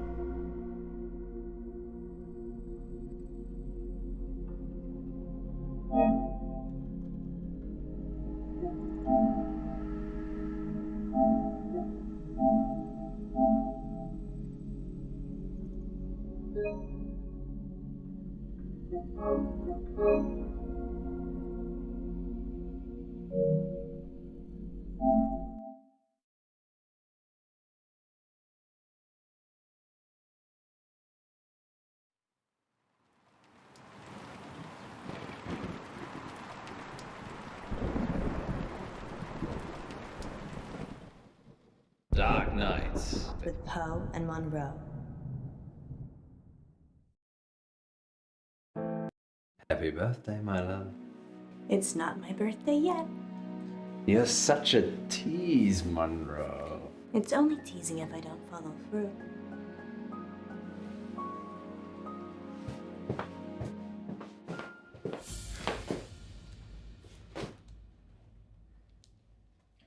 You don't need to do that. It's not a hold-up. I beg to differ. This is for your own protection. Who are you? I'm Casper Light. I'm... From the show. You just called into our radio show. Oh no. I must have come back again. Are you okay? No. This means I've already failed. What is it you want exactly? I work for a company called Coit Industries. They do experimental stuff. A scientist? No, I'm M&M. The rapper? Mishaps and malfunctions. We clean up messes. I'm here to save you. Save us from what? Disassembly? You have to stay away from Wolf Lane. We're not going to Wolf Lane. You told us not to when you called, so we're going straight home. Isn't that right, Munro? Yeah. I'm so tired. See? There's no need for any of this. Please, put the gun down. I'm sorry. You have no idea what's at stake. Don't try it. It always ends badly.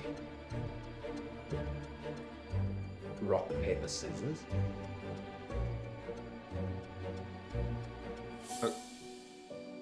Okay.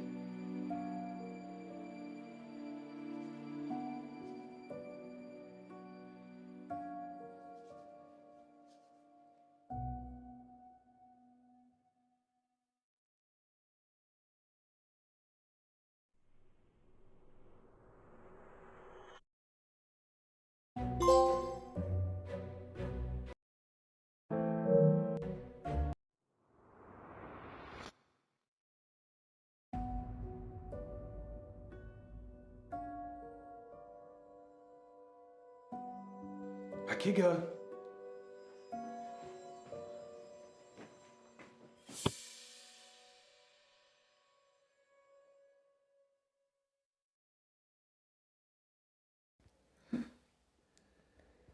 Where are we?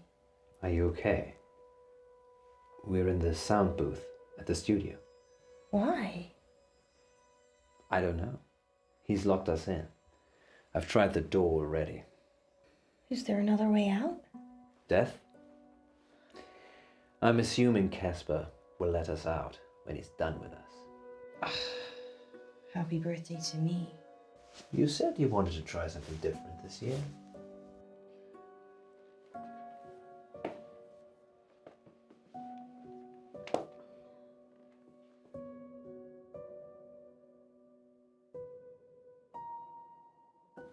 I'm sorry I had to do that. It's to keep you safe. I work for a company called Coit Industries. We specialise in speculative technology. I say we. The science team do the heavy lifting. I'm just M&M. Mishaps and malfunctions. It's my job to clean up the results. Normally, I don't intervene, just let it happen, then clear up.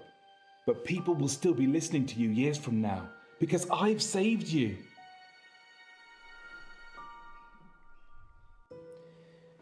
So, the whole werewolves thing, I didn't want to wake up alone. I don't get it. Let's face it, birthday or not, you'd have gone home to your wife after the show. I know you'd have stayed late and we'd have had some fun, but eventually you'd leave, like you always do. Munro. I just wanted someone to wake up with, to wish me happy birthday and give me a hug. But what's that got to do with Wolf Lane? Nothing. It doesn't matter now. Maybe if you get a time machine, you'll find out. Okay, it's like this. Around midnight, you're on Wolf Lane. At the same time, an organisation I can't name is testing an experimental weapon. The test glitches, you get fried, and M&M are called in for disposal. Because it's not your normal run-of-the-mill explosion. Tomorrow, the news spreads that you've vanished. You're never found. Time travel is Coit's most profitable service. The key is subtlety. You don't use it to kill Hitler. You use it to manipulate election results, justify wars, or in my case, rescue 2 local radio hosts so you can keep listening to their show. You're welcome, by the way. Let us out! Let us out! No point yelling, Munro. It's soundproofed, in and out. Fine. Let's use our mind power to open the door.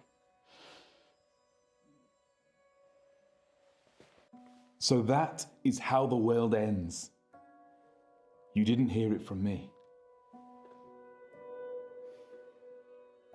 I wish you'd say something. I'm just gonna go. I'll leave it another minute just to be safe, though. Good luck, Poe and Munro.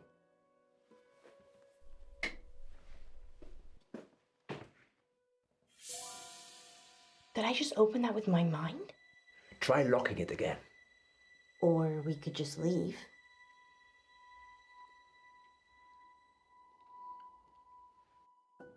Yes, best not to mess with telekinesis. Ladies first. Thanks, Poe. Let's hope Casper isn't out there. Wait. Sorry, I forgot. There's still time to go to Wolf Lane if you'd like. You're driving.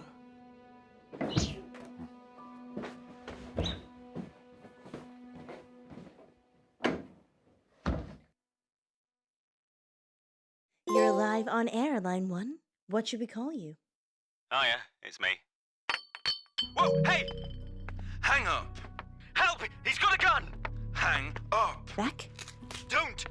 I can't let you tell them where to go. Don't! Don't! Beck? Beck?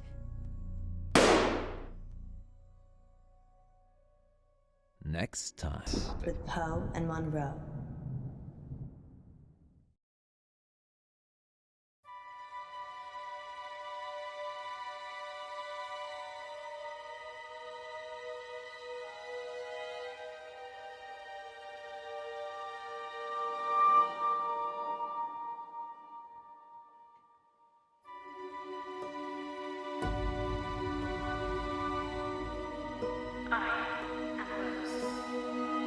Extraordinary. What is your wish? A wish, you say? Let me think.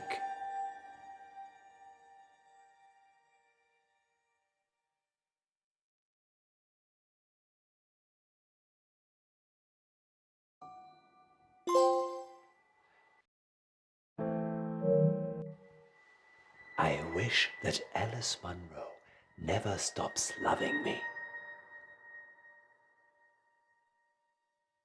Your wish is granted. How does it work? It's magic, isn't it? Yes, some kind of sensor. Go on. Ask it something. Okay.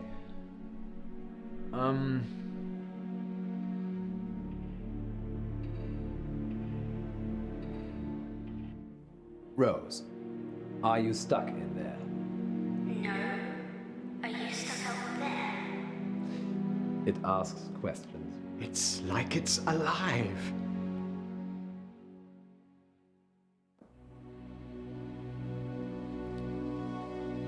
How about this then, Rose? What's the square root of 1,296?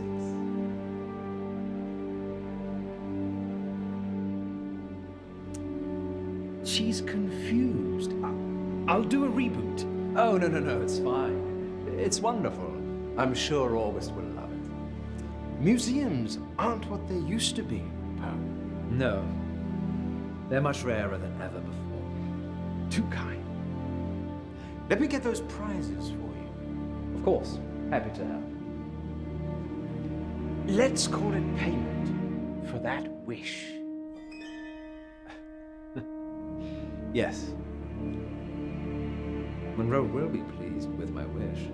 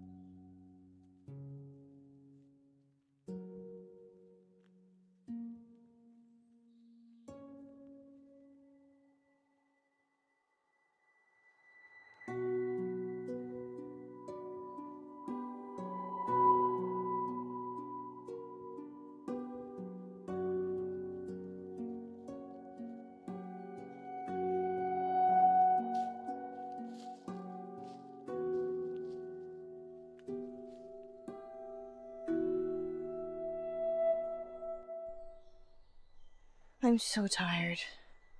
I could be watching reruns of Moonlighting right now.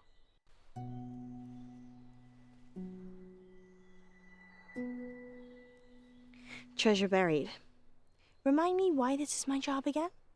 You have smaller fingers than me, Munro, and you can get into smaller spaces. So it's nothing to do with you having the warm, cozy studio then? Absolutely not. How many capsules to go?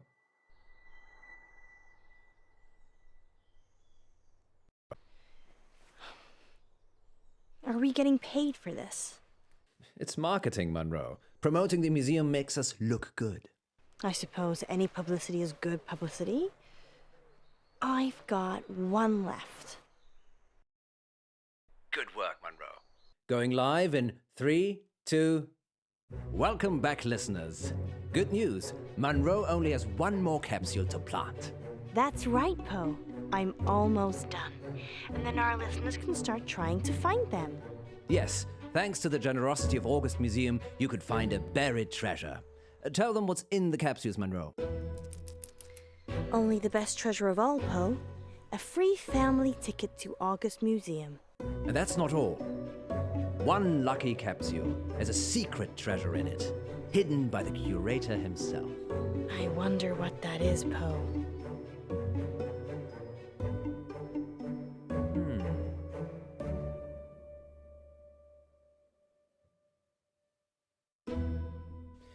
Maybe it's a magical potion. Oh, Poe, I wish it was.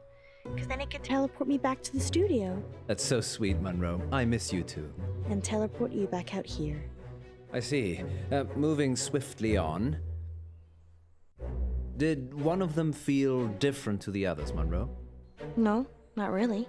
Well, handle them carefully in case they open a portal to another world. Could do with one. Okay then, sounds like Munro is getting a little frosty. Time for these words from our sponsors. Remember, Munro, if you speak with a smile, people know you're smiling.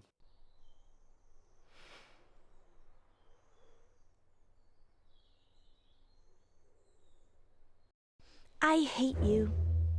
Does that sound happy? Actually, yes, it does. You can tell what shape your mouth is in. Dehydrated.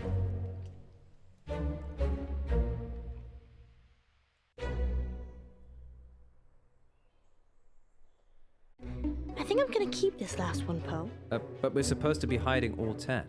I know, but we could give it away live on air. I suppose. Okay. Bring it back with you then. On my way. Welcome back, listeners. It's time to find the treasure. Get the geocaching app. Search for hashtag Poe and Munro, no spaces, and join the hunt. If you see Munro, tell her dinner's in the dog. Because you cooked it. I'm an exceptional cook.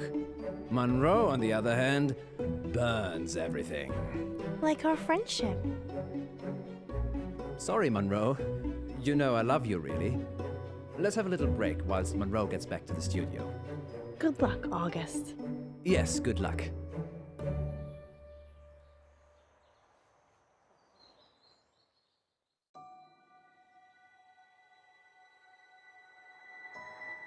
Don't worry, Rose. You'll not be hungry for much longer.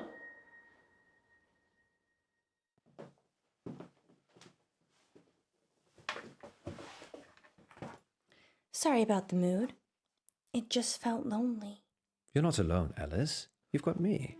I don't know, do I? Of course you do.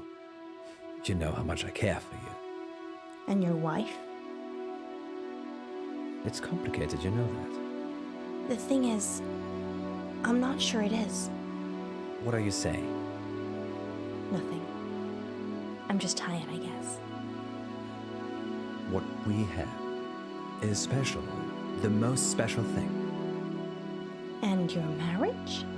It's Schrödinger's marriage. I'm simultaneously married and not married at the same time. No, Poe, you're married. There's a piece of paper that states exactly where you are at this current point in time. Alice, we're going live. Let me. 3, 2... Welcome back to Radio August's Treasure Hunt, sponsored by August Museum. Earlier today, I placed 9 capsules in and around town for you lovely listeners to find, and one of them was sealed by the curator himself. Find that capsule and you'll win a hot dinner date with me, Alice Munro. Munro, that's... What if it's a girl? Oh. I hadn't thought about that. I would love that, actually. Did you mean hot dinner as in the food is hot? Or a hot date? Well, I suppose that depends on who wins, doesn't it, Poe? Astounding. Munro is offering a dinner date with the first person who finds the curator's capsule. Good luck, I suppose. Oh, and spoiler alert, I wasn't that great at hiding them. Finding them should be easy. Much like getting a date with you, then. You could always try and find it yourself, Poe. But I already have so much of you already, Munro. Oh, look. We have our first caller.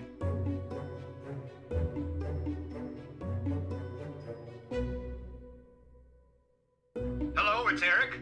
Eric Planner. Hello, Eric. What's happening? Oh my God. Hi, Monroe. Hi, Eric. Hi, I am such a big fan. Oh, I'm doing a heart shape with my fingers, but you can't see it. I found a capsule. Which one? Outside the doctor's surgery, underneath the bench. That's one of ours. Crack it open, Eric, and let us know what's inside. Okay. Well, while Eric's trying to work out what he's won, tell us more about the doctor's surgery, Munro. Okay. It's a general practice. I don't actually go there, but I'm sure it's very nice. Where do you go? I haven't needed to see a doctor since I got to August. I'm more of a holistic girl anyway. Okay, let's put a pin in that then. I wonder how Eric's doing. Eric? Eric, what did you find? Eric? I can't hear anything, Poe. Maybe his phone ran out of battery. Weird. Shall we take the next one?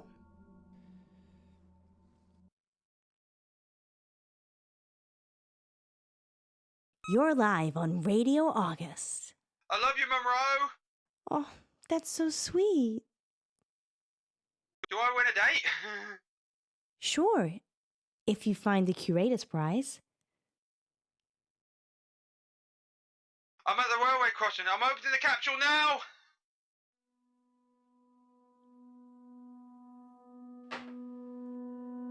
What was that? Sounds like he dropped the phone. I didn't even get their name. They'll be back on in a minute. Great. Why don't you tell us about the railway station while we wait? Of course. August Railway Station was built in 1936 by the Thomas More Clay and Brick Company. The very first train route was between Birmingham and August and all the villages in between. It closed down about 5 years ago because, quite frankly, not many people wanted to come to August. Did I ever say that you're a know-it-all? Not live on air, but I'll take a compliment anywhere it's served. Oh, I don't think caller 2 is coming back. 2 in a row. If we lose 3 callers, that's a record. Well, there is one on the line. Third time lucky? Caller, you're live on Radio August. Hi, it's Jazz. I'm at the crossroads. Hey, Jazz, great to meet you. Have you found a capsule? Yep, it was by the postbox. That's one of ours. Now, remember, once you've opened it, try not to lose battery, or get cut off, or disappear. Got it. Opening it now.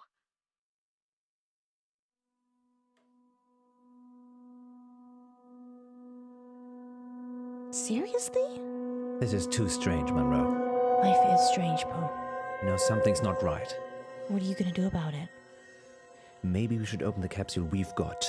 Don't jinx it. We've got a 4th caller. Let's try them.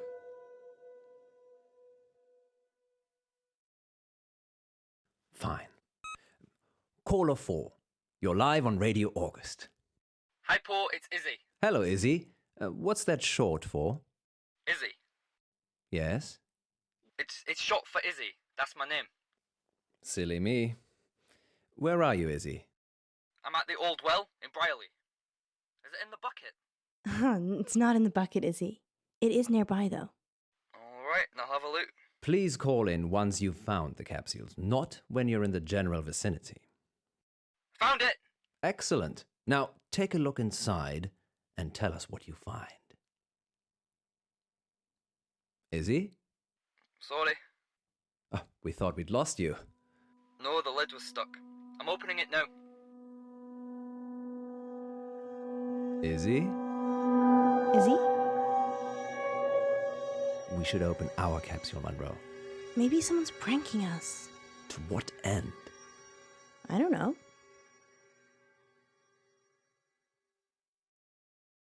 Caller number 5, you're live on Radio August. Hi, Munro. It's Eddie here. Hello, Eddie here. What do you got for me? I've got a capsule. Which one? It's from the telephone box on High Road. That's one of ours, although it's not a telephone box anymore. No, it's a defib thing. Yeah, that's used to resuscitate people who have had heart attacks. Good. I think I'll be having one if we go on a date. Well, no one's found the right one yet, Eddie. That we know of. Okay, wish me luck. Good luck, Eddie. Yes, good luck. Eddie? He sounded sweet. Sounded? Well, they're obviously all part of the same prank. What if something serious is happening to them, Munro? Maybe you could go and watch the next caller. Or we could just open the capsule that's right in front of us. Don't you want to see where this is all going? To hell in a handbasket, I should imagine. Grumpy guts. This is on you, Munro. I just can't stop. We've got callers.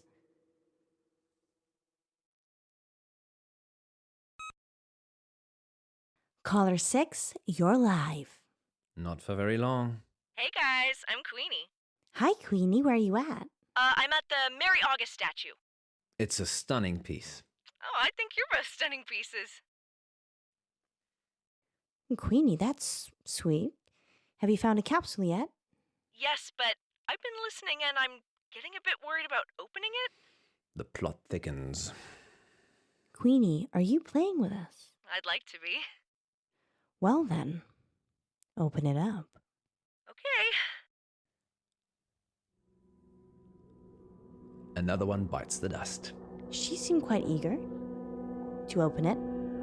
Perhaps it is an elaborate prank after all. Only one way to find out. Open our capsule. Keep taking callers.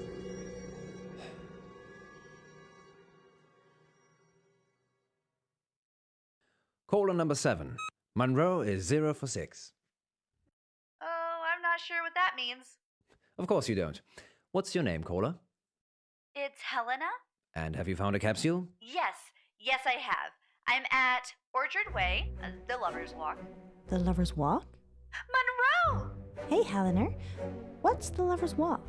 Oh, it's not really called that. It's just a nickname. Go on. It's just a lovely place to walk. It's a very discreet woods, Munro, with lots of conveniently placed benches and tree stumps. Tree stumps? To sit on? Poe, that's so rude! What's he doing? He's being an idiot. Yes, I have a first degree in idiocy. Have you opened your capsule yet, Helena? Not yet. I'm doing it now. Just putting my phone down. Be careful. Godspeed. Helena? Can you hear me? So long. And good night. Well, there's only 2 capsules left to find. I still think we should open ours. We can do that afterwards. What if there's some big punchline for 9?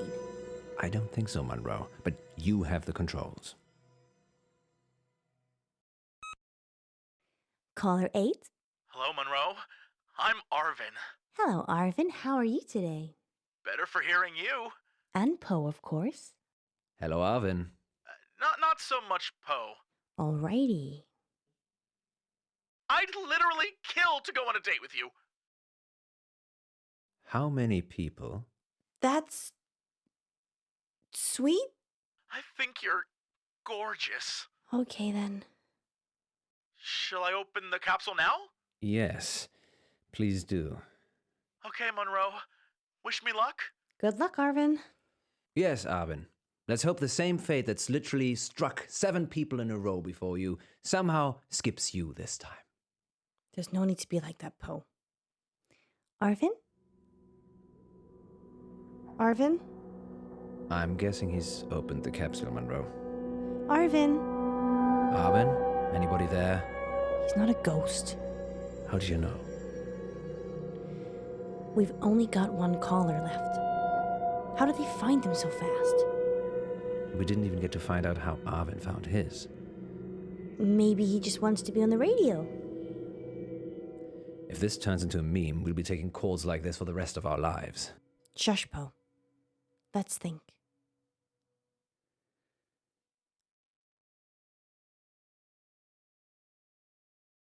Caller number 9.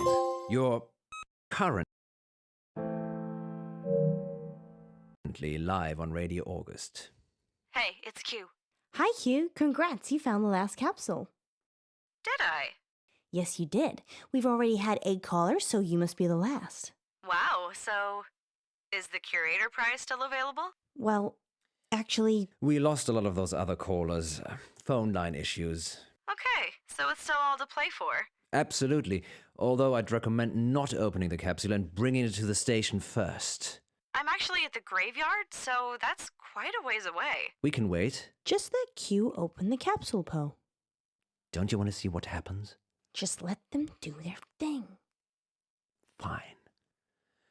Fire away, Q. Break the capsule. And try to avoid death. Death? He's kidding. It's just that whenever someone's opened up a capsule so far, they've stopped talking to us. Why would they do that? We're kind of hoping you could tell us.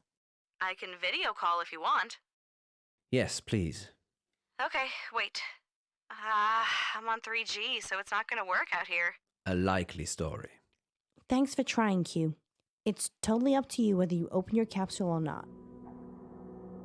Q? Q? We've just lost 9 people in a row mid-conversation. That's a Radio August record. Congratulations to everyone who found a capsule.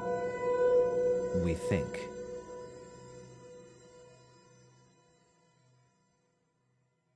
And we'll be back on the hour with the next August update. Until then, stay safe, August. And don't do anything I wouldn't do.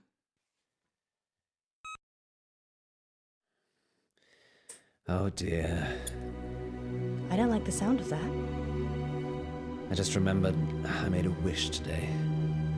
What did you wish for? It was trivial. I honestly can't remember. Did it have anything to do with these capsules? The curator did say something about the capsules being payment for the wish. And you're telling me this now? It just seemed like a little bit of fun at the time. The painting was talking. You made a wish with a talking painting. Now you're saying it, that does sound a little suspicious, doesn't it? You think? Maybe I should go and see the curator again. I want to see what's in the capsule. Munro, it could be dangerous. That's my middle name, honey.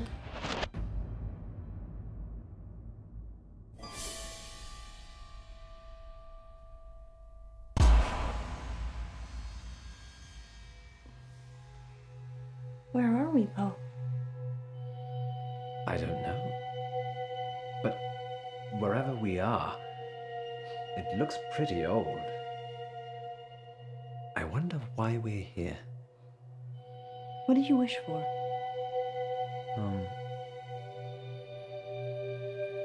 Yes. Go on. I wished that you'd never stop loving me. Hello, Miss Munro, Mr. Pope. This is your wish. Are you Rose? Where are we? We're here. That's funny, Rose. Where's here? Endangerment. Can you let us out, please? No. You must love him forever. Let us out, or you're getting a smack, young lady. Poe? Don't risk it. We need to work out what's going on. Adios, amigos.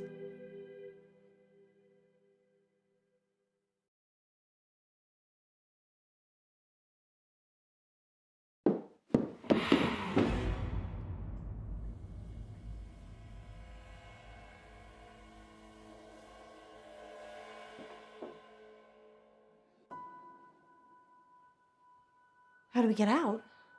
I don't think we're meant to, Alice. This is my wish. Well, it's not my wish. How do I get out? Maybe there's something we can use in this room.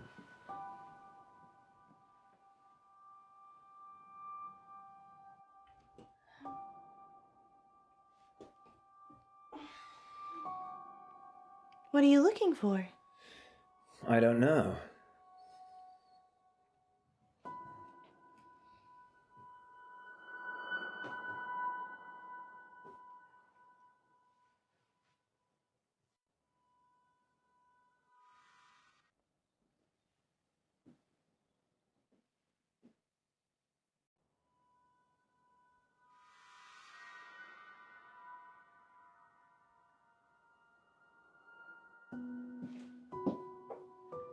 Do you remember Huntington Beach? Yeah. You refused to go into the sea or take off your shoes. And as a consequence, I got shoes full of sand. You should take my advice more often. Hindsight's 20/20, Munro. Didn't see this coming.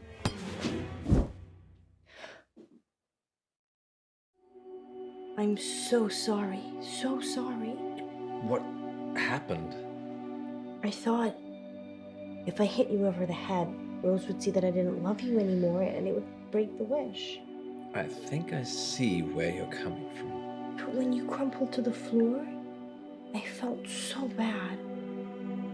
Yes, perhaps didn't think that went quite far enough through. I'm so sorry, John.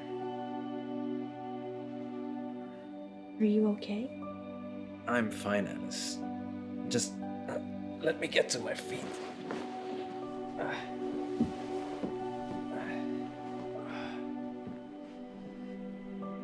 Are you sure? I'm sure. You can stay here. But I don't want you to fall, Poe. I'll be right behind you. Yes, that's what I'm afraid of. You can stay here, okay? Okay.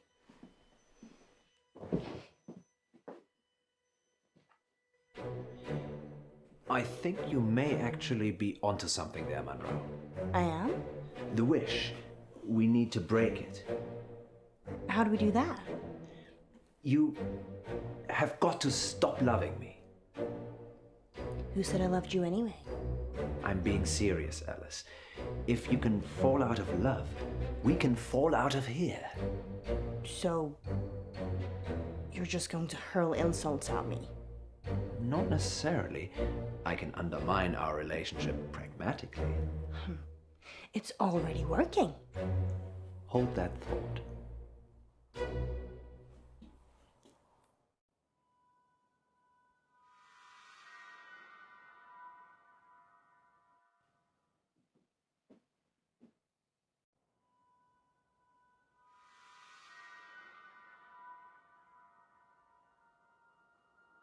Your voice winds me up, Munro. You said it turns you on. Damn it, Munro. You're making this hard for me. Prove my point.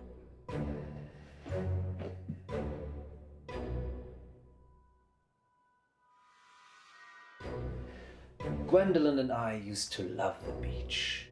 You never wanted to go with me. It reminds me of her, of how happy I was with her. Past tense. How happy I am with her. No, you're not. She told me I could see other women. No, she didn't. She doesn't care about you, Alice. She knows it's her I go home to. Love is an ephemeral thing, Munro. Only if you're heartless. I want you to stop loving me. I'm getting there. Now. What are you gonna do? Start hitting me? You lay a finger on me and you'll be begging to leave this place. That's the idea. I mean it, John.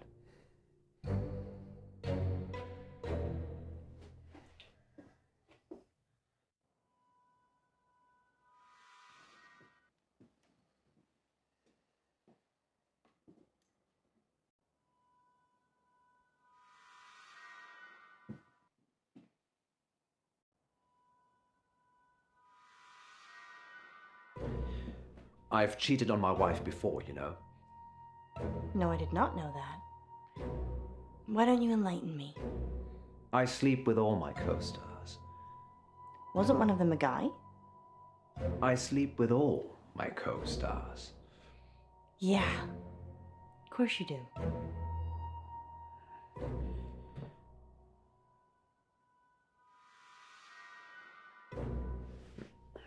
Have I ever told you how stunning you look, Munro? Where are you going with this poem? Just what happens when we get older. Retirement? I'm not sure I can love you as much when your looks go. I know you're being mean deliberately, Poe.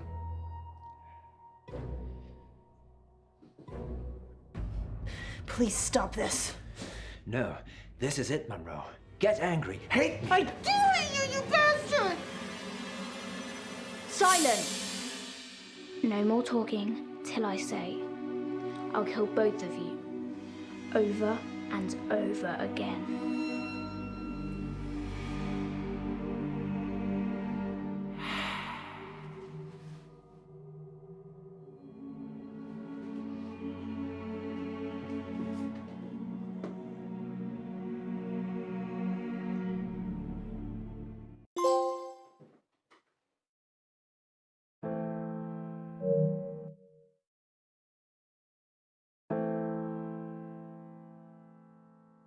She didn't say we couldn't sing. This isn't real. It's not a thing. Hold on, I'm practicing. There's something I've been keeping in. I'm not the man you dreamed I am. There's bodies in the basement. The basement. I take my life before I leave my wife. There's no escaping.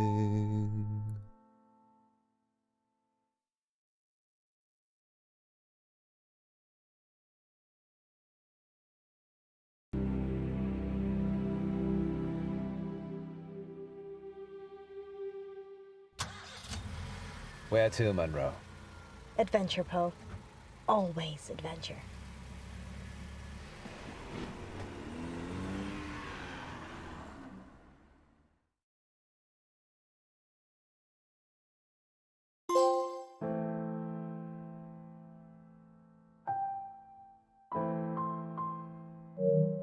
I think.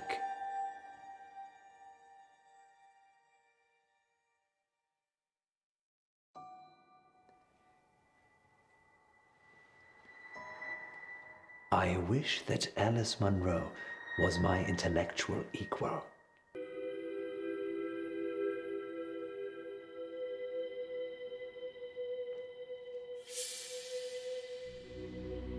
"50 Shades, here I come."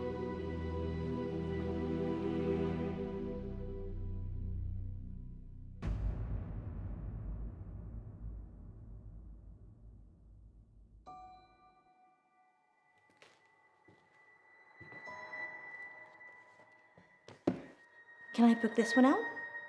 It's the exit. So, you're not just a pretty face.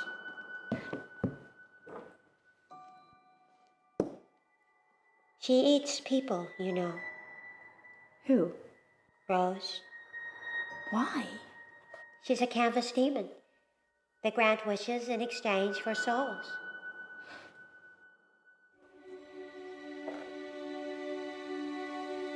Thanks. Don't forget to return it. Our overdue fees cost the earth.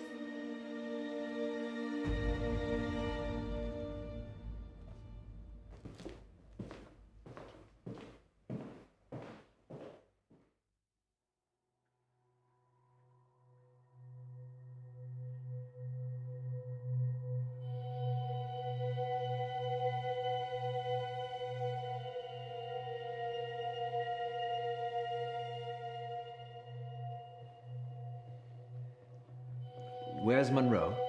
Shh. About this tall red hair. Shh.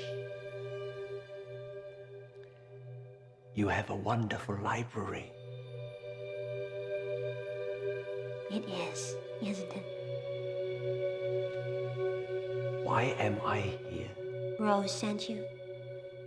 It's your wish that Monroe is your intellectual equal. Remember? Why here?